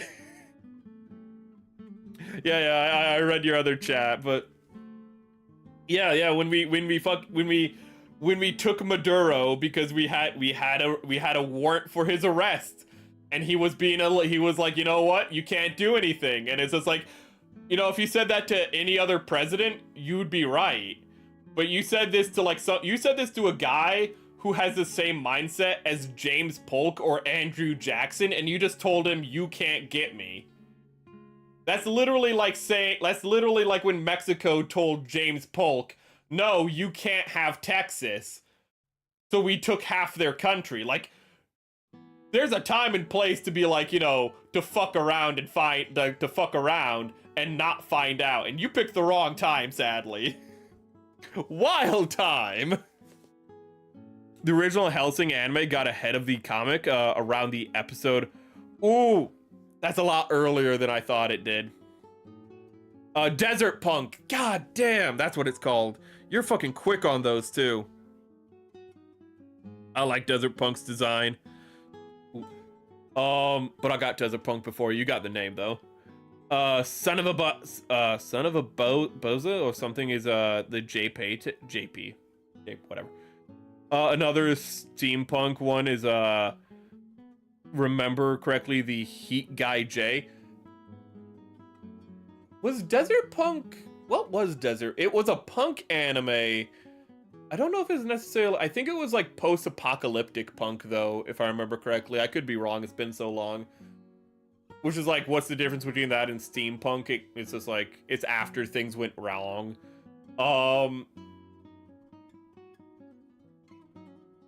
What is Trigun, now that I think about it? The cylinder must not be harmed. What is Trigun? Trigun is technically a punk, isn't it? But it's not steampunk. I guess it'd just be cowboy punk, wouldn't it?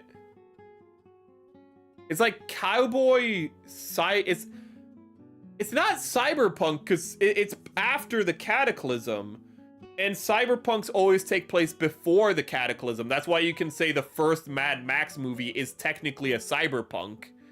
It's more of a proto-cyberpunk, but like the first Mad Max movie is like technically a proto-cyberpunk because it's before the collapse of civilization or during it. While everything else in Mad Max is post-apocalypse. But Trigun isn't post-apocalypse because they just land on a deserted world.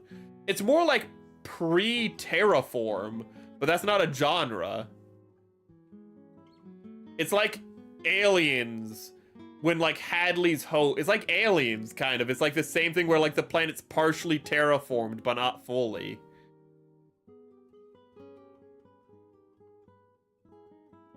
It's a space western, you fucking idiot. I just went through all that and it's like the term space western, even if it's on another planet, it's just a space western. Like I'm gonna remember it. Is it Solo Star? That can't be its name, right? That can't be the one where he has like the pistol that has the superpower gun. That can't be its name. It's not Solo Star, is it? If it's Star Solo, I'd want to shoot myself in the head. It has a cat girl who's cute, who's brown. I think I just like brown girls. I think that's just a common trend so far. Space. It is a space western. You're right. Honestly, that is like it's a space western. I go through all that thought process and you're like, it's just a space western. It's not that complicated. It's a guy with a revolver in a sci-fi setting. It's a space western. I'm trying to decode it. I'm trying to like break new ground, figure out like, you know, turn it upside down, twist it around. It's just like, that's a space western. What could it be? I went to Aliens of all places. Bro about to turn into a Martian from All Tomorrow. Outlaw Star, thank you. You are on top of those names today. Outlaw Star. Why was I thinking Solo? Because he runs solo. You know, like before he doesn't. But he's a solo act until he isn't. It wasn't really to begin with. I need to rewatch Outlaw Star too. There's so many old anime that I'd love to watch. Is it called Witch Hunter Robin? Is that its name? Did I get one correct for once? Did I get an anime title correct? I'm gonna type that in. We are way over time right now, but I'm having so much fun talking. Witch Hunter Robin. I got an anime title correct.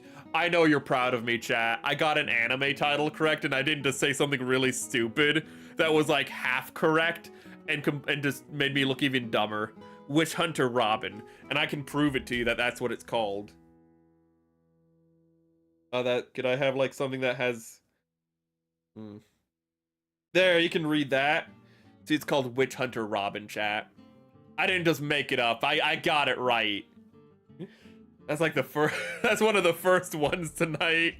Not one of the first ones, but it's been a while. I've just been making up titles since Desert Punk. I've just been saying things. I'm just trying to dig deep. He had Jim at the start. Well, Han Solo had Chewbacca, but his name was still Solo. Counterpoint. You can still be a solo act with somebody. You know, what does solo mean? It doesn't mean you're by yourself. Oh, wait a minute. Let's see here. Oh, there's still so much more prep to do on this guy. I will want to do this, though, before.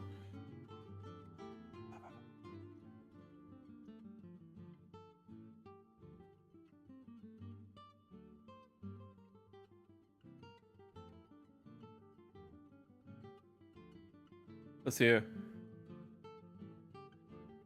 I don't remember anything about Witch Hunter Robin either. To be fair, I don't remember. There's been a lot of adaptations of Ghost in the Shell. When is that new adaptation supposed to come out, I wonder? Ghost in the Shell is kind of weird because it, like, I don't know if it's ever had a manga accurate adaptation before. And I don't think, like, the new adaptation is going to be manga accurate either. But it's more like they take ideas from the manga and kind of, like, tell a new cyberpunk story with it, it kind of feels. Like, it kind of feels like that's what they do. They take elements and then expand upon the ideas established in the manga.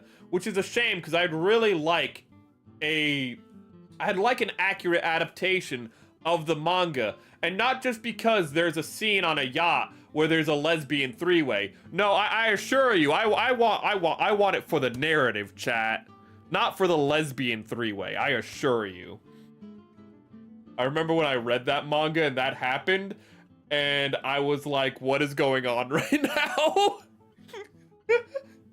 That scene comes out of nowhere, and it's meant to come out of nowhere. No pun intended. But yeah, just in the Ghost in the Shell manga, you wouldn't know this if you've read like the one sold in bookstores because it got censored in the US. But if you have the uncensored version, there's just a lesbian three-way at one point. What it is Bato calls Kusanagi, and he like, you know, he's like, we can't get a hold of her, we need to get a hold of her. So he pretty much like goes past voicemail, and he sees what she's seeing, and what she's seeing is the menage a trois she's currently in the middle of, and he's just like, that's his reaction. I wasn't stalling. That his reaction is just like, okay then. Oh, what was that? Oh, the camera broke. Oh, the camera's overheating. Let me see if I can reset the camera. But let me read chat real quick. Remember, Hyoko, the anime was cool, but I hate that most e-boy PFP these days. Hyoka. I don't know why I said Hyoko. That is a PFP. Oh, thank you. Thank you very much for subbing. That notification's probably gonna go off again in like 5 minutes because I have two different notification systems. But let me get this. Thank you. Ooh, that was on YouTube too. Thank you for that. Let me try to reset the camera. Ooh. Thing is, this is a nice camera, but it overheats after 2 hours. I was like, why was there just beeping of doo doo doo doo? Like, did stream crash? Because that's usually a stream crash noise. And then when I saw that stream didn't crash, I was like, oh, okay. And then I looked over at OBS and I was like, the camera crashed. Oh no. Oh god. You want to rewatch since you never watched anything after the first series? Okay. Oh goodness. 2 hours of waiting in a loading screen just to alt tab to see errors. Oh my goodness. I hope you're oof. Sorry to hear you're having trouble. I'm assuming that's with Empire at War, my guy. Yeah, no season. I mean, I feel like that with Birdie the Mighty for no season 2. It's like, sorry, for no season 3. Technically season 2, but like, really, like, Birdie the Mighty is 2 seasons because it's like 2 different story arcs. It's like 24 episodes, so you can see that as 1 or 2 seasons, depending on how you split the difference. But Birdie the Mighty, it was so well set up to have 1 more season to tie everything together, and it just doesn't. It just doesn't. And then it has like a filler episode at the very end that's like, we'll see you again. And it's like, no, you won't. And it makes it even more painful. Author got bored, doesn't want to write anymore. Director died. Oh my god, in an arson. Oh my god, wait, was that the arson attack on like the one anime studio? I forget what it was, but like, wasn't that 7? Oh, fuck. I forgot about that there was like, are we talking about the same arson attack that like, was just like on an anime studio? I forget what studio it was, but yeah, like 7 or 8 years ago, I think it was, that there was just an arson attack. Ooh. I don't remember why that happened. Yes, Jesus. I didn't know anyone died in that. That's sad. I think I did know, but I forgot. But that's still terrible. Oh, the most prolific fan artist got harassed, so they stopped carrying. Oh, that's... Man, this is just... That is a cursed... That is a cursed... Oh my god. That's some cursed stuff right there. I'm so sorry. Like, God came down and just went like, you know what? No. Just went like, you know what? This is too good. Humanity doesn't deserve it. Just gonna take that away. I think the gold is gonna look really good on the green, so I'm gonna commit to it here, and I'll just sand it off later. I should say buff it off, because I'm not really sanding, I'm buffing. Oh god. Yeah, it is a prolific PFP. I think I've seen multiple characters from that as PFPs. Set up a PC fan with a 6-volt wall and... set up a PC fan with a 6-volt wall wart to keep it cool without making too much noise for the mic, maybe. Okay. I don't think that's possible, because either I have to have the fan, like, right here, blowing into the mic, or... Like, I can't have it behind it, because the arm, like... I feel like no matter where it is, it's just gonna be, like, blowing into the mic. It's gonna have to be... If it's... Actually, it can't be. It has to be, like, blowing into the mic almost in any direction, because the mic is right here. The mic's right here, and chat's right there. So there's no room over here. And camera's right... Oops, sorry. And face cam is right there. And maybe I just need to not have heat on during the winter, because it gets really cold here. So, I guess if the fan's right there, it's not blowing into the mic. But, could I, like, get an angle? I don't know. We should end sooner rather than later, but I just want to get more stuff done, and I'm enjoying the conversation. 36 people. My god, I had no idea it was that big. When I said, like, oh, I forgot people died, I was like, yeah, maybe like half a dozen. Jesus Christ, I didn't know it was that terrible.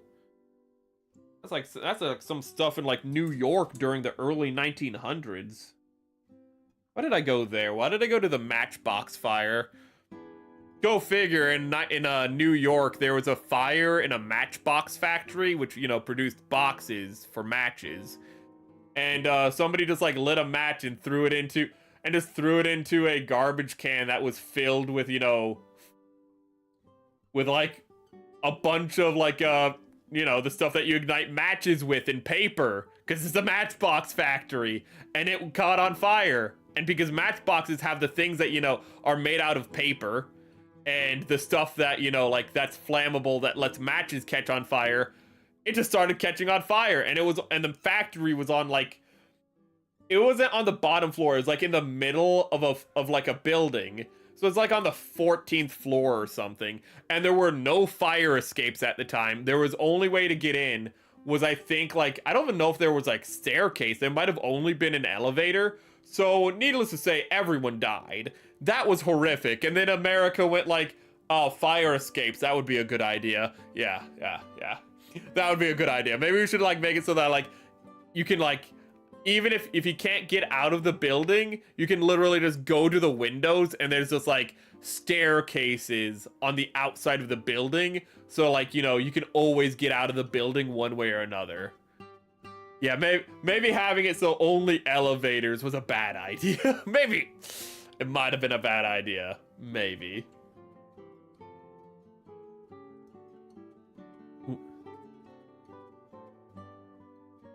Ooh, paper, sandpaper, basically. Ugh. I think it was a matchbox factory. I might have been wrong on that, but I just remember how it got started. So I might be getting confused because of how it got started. Was somebody just, like, throwing... Mind you, it wasn't like a lit match, or at least they don't think... Well, they don't know if it was, but they assume it was like somebody, you know, lit a match to light a cigarette or something. You know, like, you know, waved it out, then threw it in. But if you know anything about matches, is if there's an ember, it can still continue a fire. And they just know, they think that's how it happened. because they know where the fire originated from, and it was from a trash can. And that's why American buildings have fire escapes on them.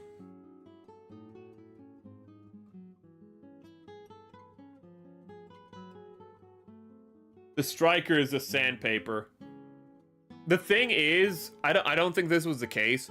In America now, it's also phosphorus. It's phosphorus and sandpaper, because in the past you had white phosphorus matches, and white phosphorus can strike anywhere. Like when you see old like cartoons where they just like have it on their finger and they just do this and it lights the match.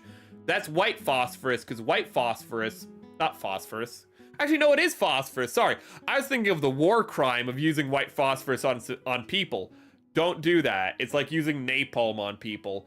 But white phosphorus is like strike anywhere matches, and back then they were using white phosphorus, so exclusively, and it's really white phosphorus matches though are really nice if you've ever had them, but they also give you cancer.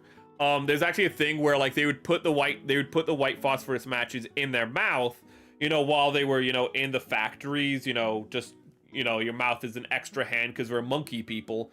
And it turns out phosphorus is highly carcinogenic. So like a bunch of women, because pretty much only people who worked in these factories were women, a bunch of women when they got to 60 or 70 just had mouth cancer.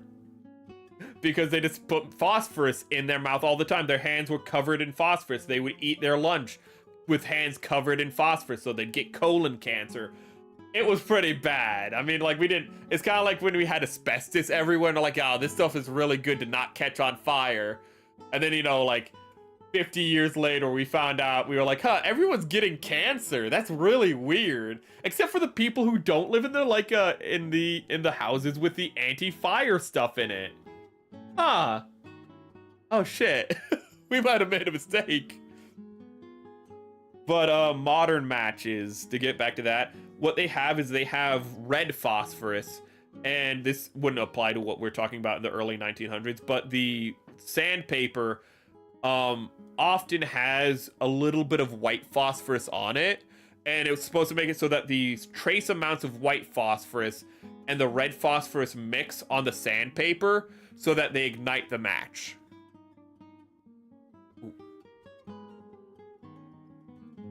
So it's a two-step process, so that way matches are less flammable, but they're also more safe, because white phosphorus has a capacity to do what is known as spontaneously combust, which is, well, phosphorus, do you know magnesium? Phosphorus is related to magnesium, and if you're familiar with magnesium, if it gets too humid, magnesium explodes. Because that's just something that can happen. If you get metal, if you get this one type of metal wet, it just explodes. Sodium also does this, you know, the stuff in salt, but sodium chloride, which salt is completely neutral in water. It dissolves in water. Why? Because physics is fun, because electrons are stupid. But phosphorus, if I remember correctly, is related to magnesium, might even be on the same part. I don't remember if it's an element or a compound. But phosphorus can also spontaneously combust like sodium and magnesium. So fun. But they're really convenient, chat. Some fricker said that the studio copied his novel, and I remember some crazy guy who was like paranoid did it. The one he wrote for himself and doesn't publish and used it as an yeah. He was like, they copied this story that I never shared anyone ever. They stole this idea that I've never shown anyone ever. That just shows that they're extra sneaky and evil. They must have broken into my house and taken it. Which reminds me of when Philip K. Dick walked home one day and his home had been broken into. And Philip K. Dick was famously... This is an exaggeration. He wasn't actually this paranoid. He did do a lot of drugs. A lot of amphetamines. But he was famously paranoid. But this is kind of played up. He didn't literally think this, but he came home and he was like, oh, I've been robbed. And then he was like, but what if, like, it was the FBI? What if the FBI wanted to take my manuscripts? I was like, why would they want to do that, Philip K. Dick? It'd be a good story idea. you know, writers getting a little too close to something, so the FBI comes to take his manuscripts. Okay, so you're not serious. You're just like thinking of this in like a story fashion because you're always like thinking of the next story to write. Okay. But it's still funny him just coming home and he's like, but then he goes, but what if it wasn't the FBI or a burglar? What if I blew it up? And it's like, excuse me? What if I blew it up and then erased my memory of blowing it up so I'd think it would be the FBI who blew up my safe? How many drugs are you on right now, Philip K. Dick? And he's like, yes. Philip K. Dick's such a great writer, and he's such a kooky fella when you look into him. Okay. Ooh.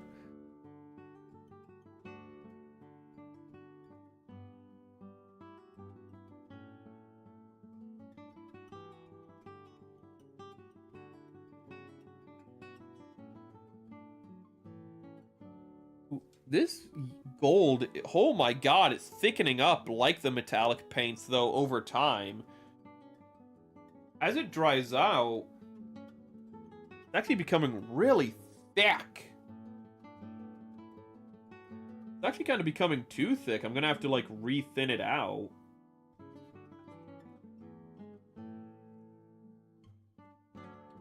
Ooh. Let him cook. Philip K. Dick is... I still love in Psycho-Pass when they're just talking about Philip K. Dick. And because it's a cyberpunk, and Philip K. Dick did not invent cyberpunk, but he's easily one of the most famous cyberpunk writers ever. And he would just come up with ideas that were so paranoid and insane.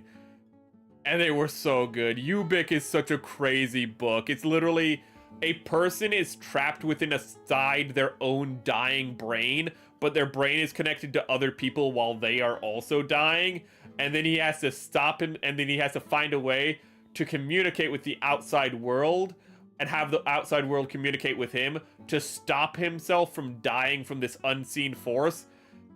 And then at the end of the book, it's revealed that the outside force that he's communicating with is also dead and dying and is in the same world as him, but it's revealed in a very, like, disturbing way. And it's just like, why? And it's just like, so like, doesn't that kind of make everything that we just saw in this story bring it into question? And it's like, don't worry about it. Don't worry about it. I made a story called we can buy and sell your memories wholesale. Ooh, it inspired Total Recall. Don't worry about it. Ooh. Total Recall, Blade Runner, Minority Report. Philip K. Dick has some good movie adaptations. I'm gonna be honest with you. Ooh, when his stuff gets adapted into a movie, it's pretty clean. I'm gonna be honest with you. Let them cook for the white phosphorus. I remember in Spec Ops: The Line when you use white phosphorus. Ooh, what happens is in Spec Ops: The Line, there's a part where you're using white phosphorus to clear an area so you can advance, and you think that all the people you're fighting are enemy combatants, and then you see a large mass of enemy combatants, and you're like, well, we can't get past those guys, so let's white phosphorus them, which is very much a war crime. And then it's revealed those were not enemy combatants, those were civilians that were being protected by the people you were fighting. So you literally burn a bunch of civilians to death. And a lot of people are like, well, that's actually not an important story because you didn't have a choice to do it. In the game, you didn't know you were doing it to civilians. In the game, you think you're doing it to soldiers.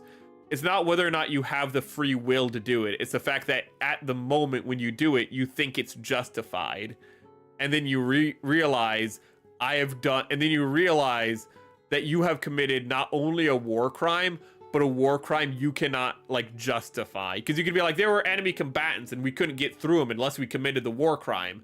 You killed innocent people is the idea. And people are like, well, you didn't have a choice in it because you can't progress through the game if you don't.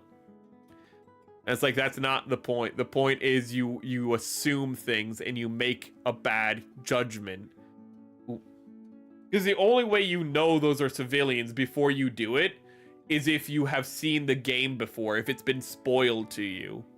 That's the only time you know it. So people go like, it's not a choice, like it's not fair because you don't get to choose. It's like, no, that's not what it's saying.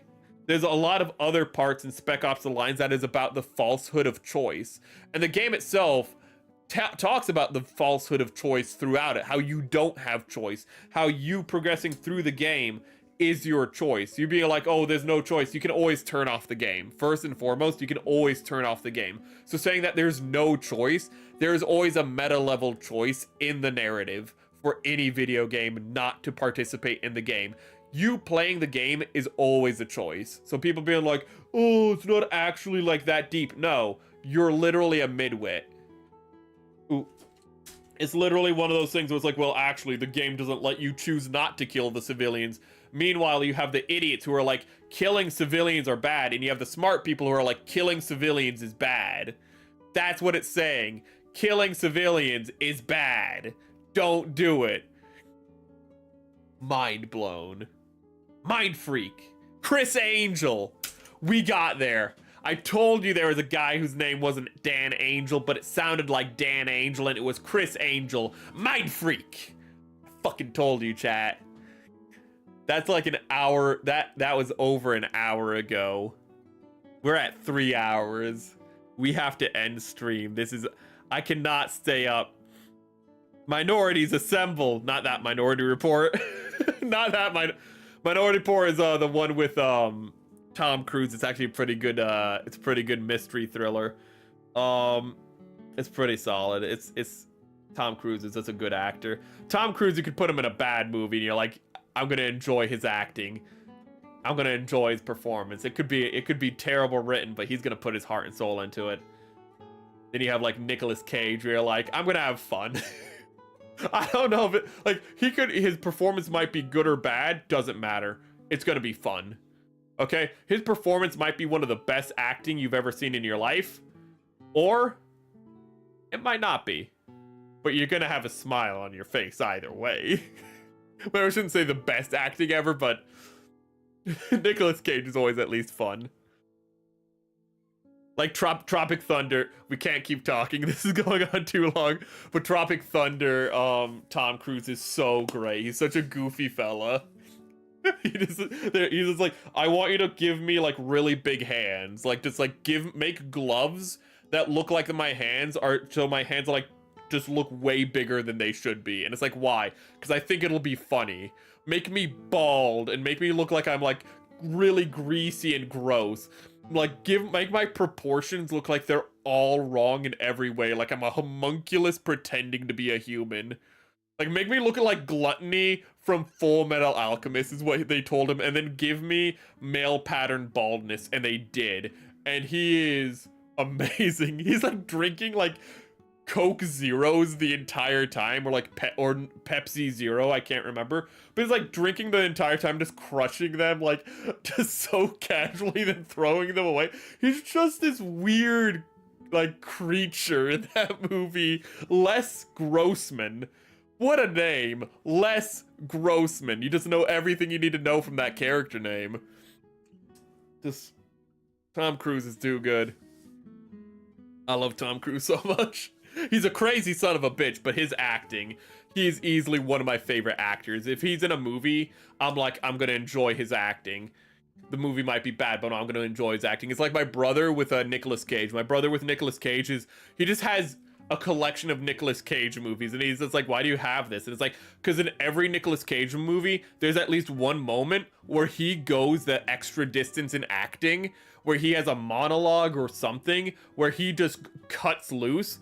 And it's really, really good scene. And you go, and when it's in one of the bad movies where like it's a low budget film, you're like, this is a professional actor and the rest of you are not. Like it's just that scene where you're reminded, oh right, Nicolas Cage is a really good actor. And he's like, that's his favorite part. And he can always know when it's coming because everything gets quiet. And then Nicolas Cage just breaks out. He just comes through like a wrecking ball in his acting. And there's always one moment in every Nicolas Cage movie, no matter how bad it is, where that happens. There's always one Nicolas Cage moment in every Nicolas Cage movie. Every time. And you can know when it's happening if you've seen enough Cage movies. Best actor obviously is Adam Sandler.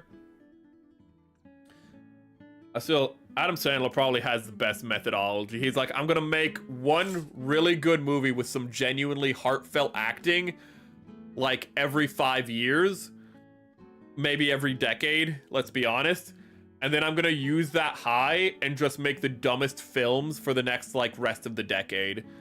And then when people are like, Adam Sandler's stupid, we can't take him seriously, I'm just gonna come back in and do another serious performance and make everyone go like, oh my god, he's so good, and then just go back to being a dumbass.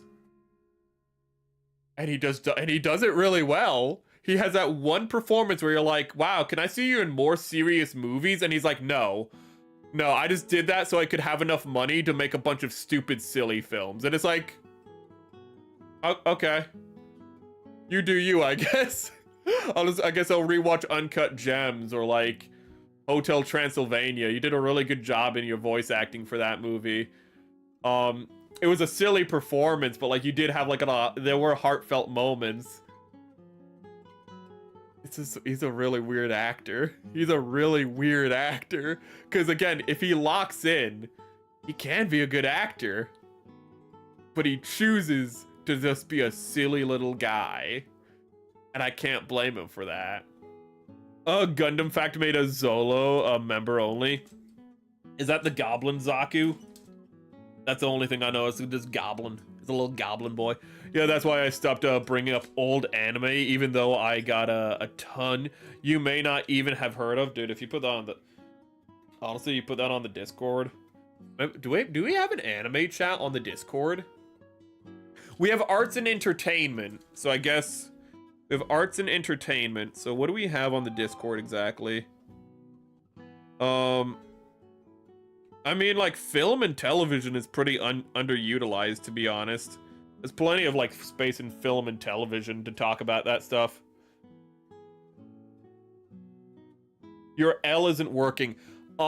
Check if your PC is on gamer mode. Maybe your keyboard's just broken, but... I hate that when my PC goes to gamer mode and just the keyboard stops working is one of the things I hate the most. There are a few things I hate as much as that. I'm just checking what else I need to do. I think we're kind of done for today. So we're gonna have to do more layers. We're gonna have to paint this. I don't know if this is dry, the gloss. It's really hard to tell when gloss gets dry, in all honesty. Because it does get shiny. Watch Cars? Pixar movie? Then Cars 2 right after. Oh, how... Okay, you're talking about the Pixar. How Cars is like... I remember when Cars came out and people were like, this is like... And they're like, Pixar has fallen. And, you know, like, this is the worst Pixar movie ever made. And Cars was not... For its time, it probably was the worst Pixar movie. But then we got other Pixar films, and we learned, oh, it can get a lot worse. Then we got, like, Toy Story 4, and we're like, wow. We learned just how bad it can get. Ooh, I wonder what I should paint this. You know what, I'm gonna, before I, like, send you guys out anywhere, I wanna ask, what do you think I should paint this? This little streak right here. I could do gold. You think that over, because I'm not going to do anything until next stream. But, like... How should I panel line this dark green stuff? I could stay with the gold. Or I could do the metal. And I'm not sure which one. I think I should do the gold, but I'm not sure. But yeah, it goes from like racing... humbling movie, guy learning his place, not being such a jerk, to like spy thriller, and like people are dying in it. And like their deaths for like a kid's movie is kind of graphic. Like they show a guy, like they're cars, but there's a car that like explodes. And what they do is they show the explosion in a reflection. So it's just like, it's pretty much like the equivalent of like a movie where they don't show the guy getting shot in the head. It's like, they showed the reflection, like it's all there. It's just like kind of like at high contrast. Like we see like this death and like, I know it's a car, but like that was pretty graphic. That dude exploded, and it's like, don't worry about it. It's a kids movie. It's a vehicle. It's fine. Gold, yes, more gold. Gold would be too much in your opinion. That's what I'm not sure. It seems like we're split. No, the Zolo is the heli mobile. Oh, it's the one that that uses a blade to fly around, and it's like that one guy from Shaolin Showdown. Well, he didn't fly around like that, but that's the first thing I think about. Like the science dude from Shaolin Showdown. That's an old cartoon. We could talk about old cartoons next time. Why not both? Because I think mixing the paints would be a bad idea. Having done the purple Delanza in full gold and teal accents, those look really good. I'm also not sure if it might be a little ostentatious for this guy. You know, for what you did, the Delanza, it does look great because your Delanza is already like fancy and beautiful. It looks great. And I might look into see if I could get a different gold, because maybe a darker shade of gold might be better for the darker areas. But I think I am gonna do it, but I'm just gonna think it over. Yay for color theory. Oh yeah, yeah, I mean, that's why these pipes are like, you know, they're brown, but the pipes stand out. Also, before I go, I need to ask, before we end stream, this incredibly long stream, which was supposed to only be 2 hours, Christ alive, this has been a good stream. Thank you for being here. This is mostly a question for Ricey. Ricey, if I paint these gold, will they like disintegrate? Or will the paint just crack? Or like, this is like rubber or something. I don't know what this is, but these pipes, firstly, better than the Zaku pipes. The master grade Zaku pipes are a nightmare. These are just nice, like, little rubber. But if I paint these gold, will they like explode into fire? I don't know. And I feel like the only person in chat who would know is you. They would explode into fire. Okay. By which I mean they're either going to crack or cause damage to the rubber. Okay. Again, the gold might be a little much, especially when we already have like we're gonna have gold on the thrusters. We're gonna have steel here. So maybe looking at it like that, looking at it from here, that it's gold here, steel here, a nice, maybe gunmetal is the way to go. Maybe the way to go is a nice dark steel accent, gunmetal down the toe, so that way it's differentiated from both the steel and the gold. So it's darker than the steel, so it stands out, which is what we want. We want it to be a dark accent, while we have the nice gold down here still. That might be what we do. So remember that. Unless you have some sort of a proprietary primer. No. You can't paint them unless you have a proprietary primer. I do not. I do not have a rubber primer, which is a shame because I would have loved to panel line this at the very least, because to get those dark areas would look really nice. But there is no, but I knew I don't need to ask that panel liner will destroy this. If panel liner destroyed my AT-AT and my Death Star, we don't talk about the Death Star. We're not going to talk about the Death Star right now. We are already over 3 hours. But it will annihilate this. It will dry this out and destroy it. And I really like these. So it's a bit of a shame that I can't do anything to these, because I would really love to either have them be gold or to touch them up in some way, but I understand if just that would kill them. Thank you very much for telling me that. It won't stick well. It sounds like it might just also damage the piece itself, in all honesty, Etta. I knew it wouldn't stick well, especially considering, like, look at this. But once it's in place, it wouldn't be moving, so I'd be like, maybe? But it sounds like it's just going to damage it and cause it. I'm going to assume it's going to cause it to dry out, in all honesty. generally dislike mixing metallic colors, because it can look gaudy.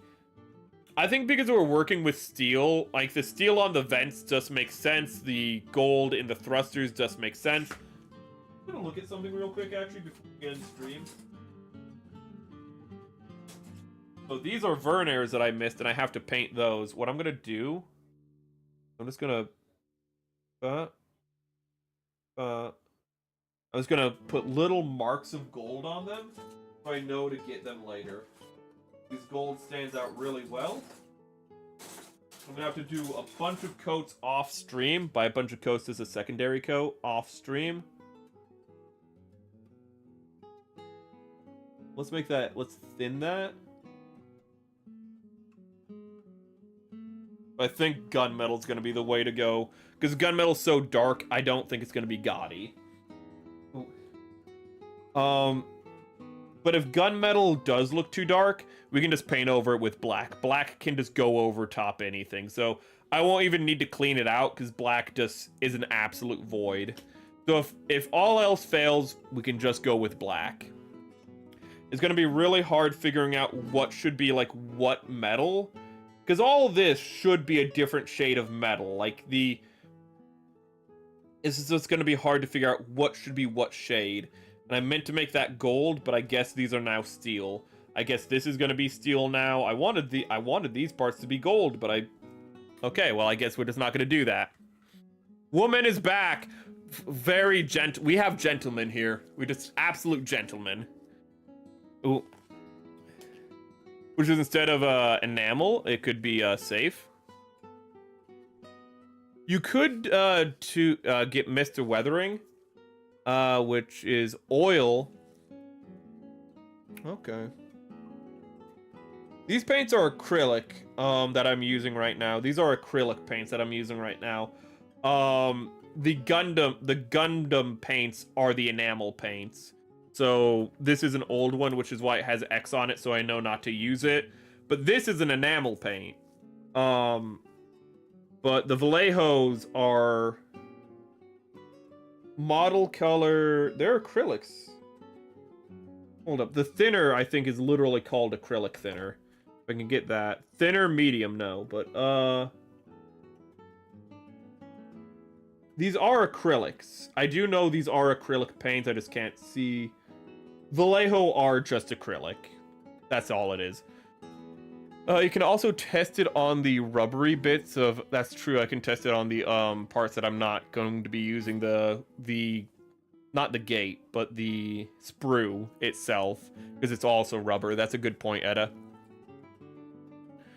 I can test it on the runner. I was just calling it a sprue because I watched so many 40k videos. It's just, they're called sprues in 40k videos instead of runners. It's where I learned to paint. It's where I learned the terminology. My brain is fried. Tried cooking up what they use apparently in TPA. I think I'm just gonna play it safe and not do it and just not touch it. In all honesty, if I do, I'll test it first. But I think I'm just gonna play it safe because I've played around with master grades before and I have been burned really bad. High grades are where you can experiment.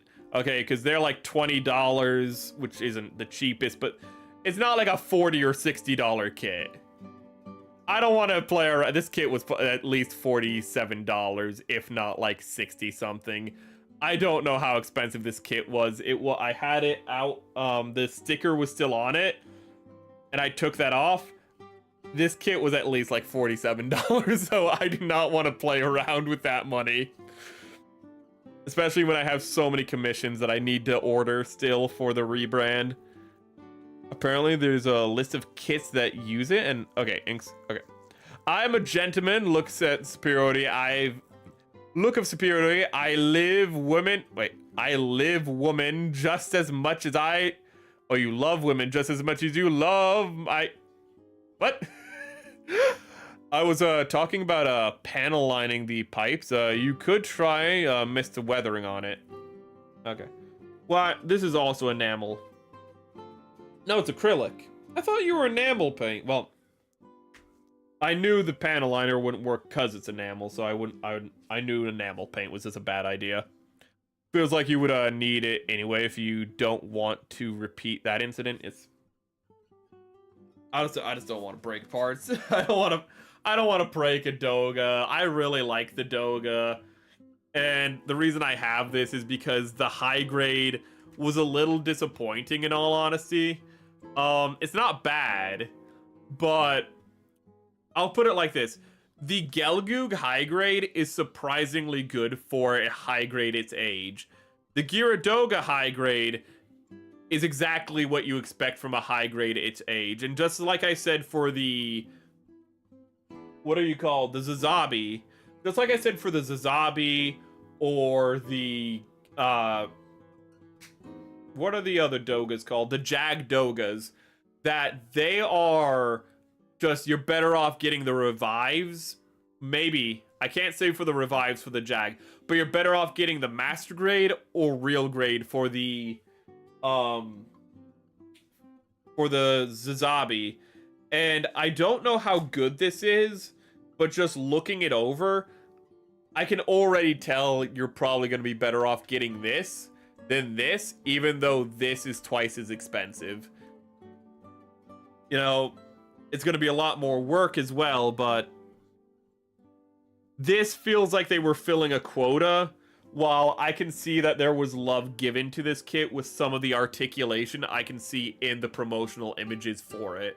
So any kit where I'm like, this looks like it was made for love instead of quota, you want to get, and I am optimistic about this kit.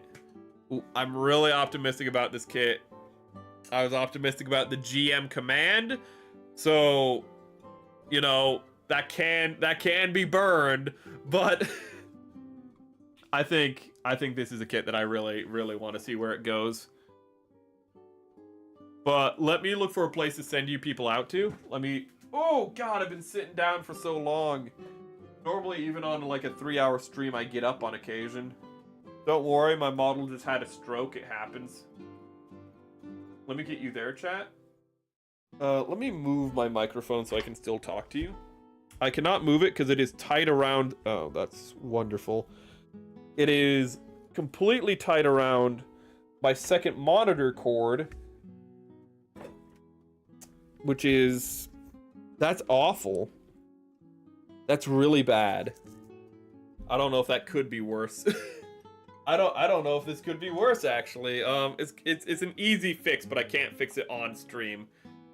Alright, ended short in ideation. You will understand why later when you watch it. Okay. Let me find a place for Twitch first to send you out to. What? Oh. Who are you?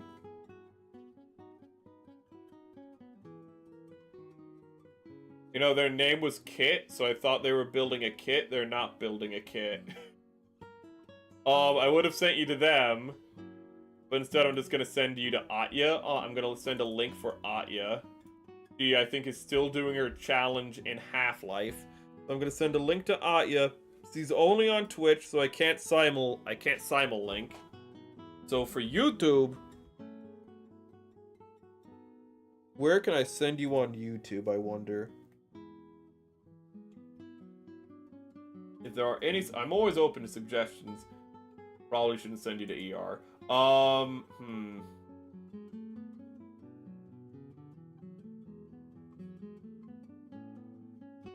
You're hand camming.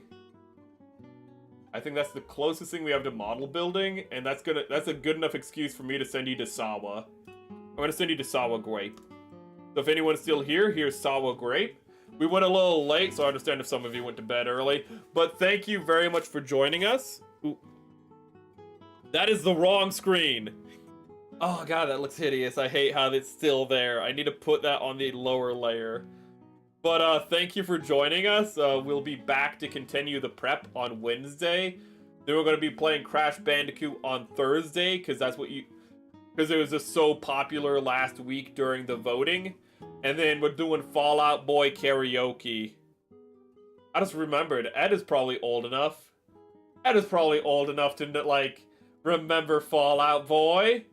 You might be too old. I don't know. I'm gonna ask Edda. Edda, I'm gonna ask you if you have any Fallout Boy recommendations, but not on stream. Because stream is over, so I want you guys to have a great day, a wonderful life, and remember, don't lose your heads. This has been Merrick Vesper signing off from me to you. Ooh. Oi! Oi, oi, oi, oi, oi! No, they're an American band, not English. Maybe you don't.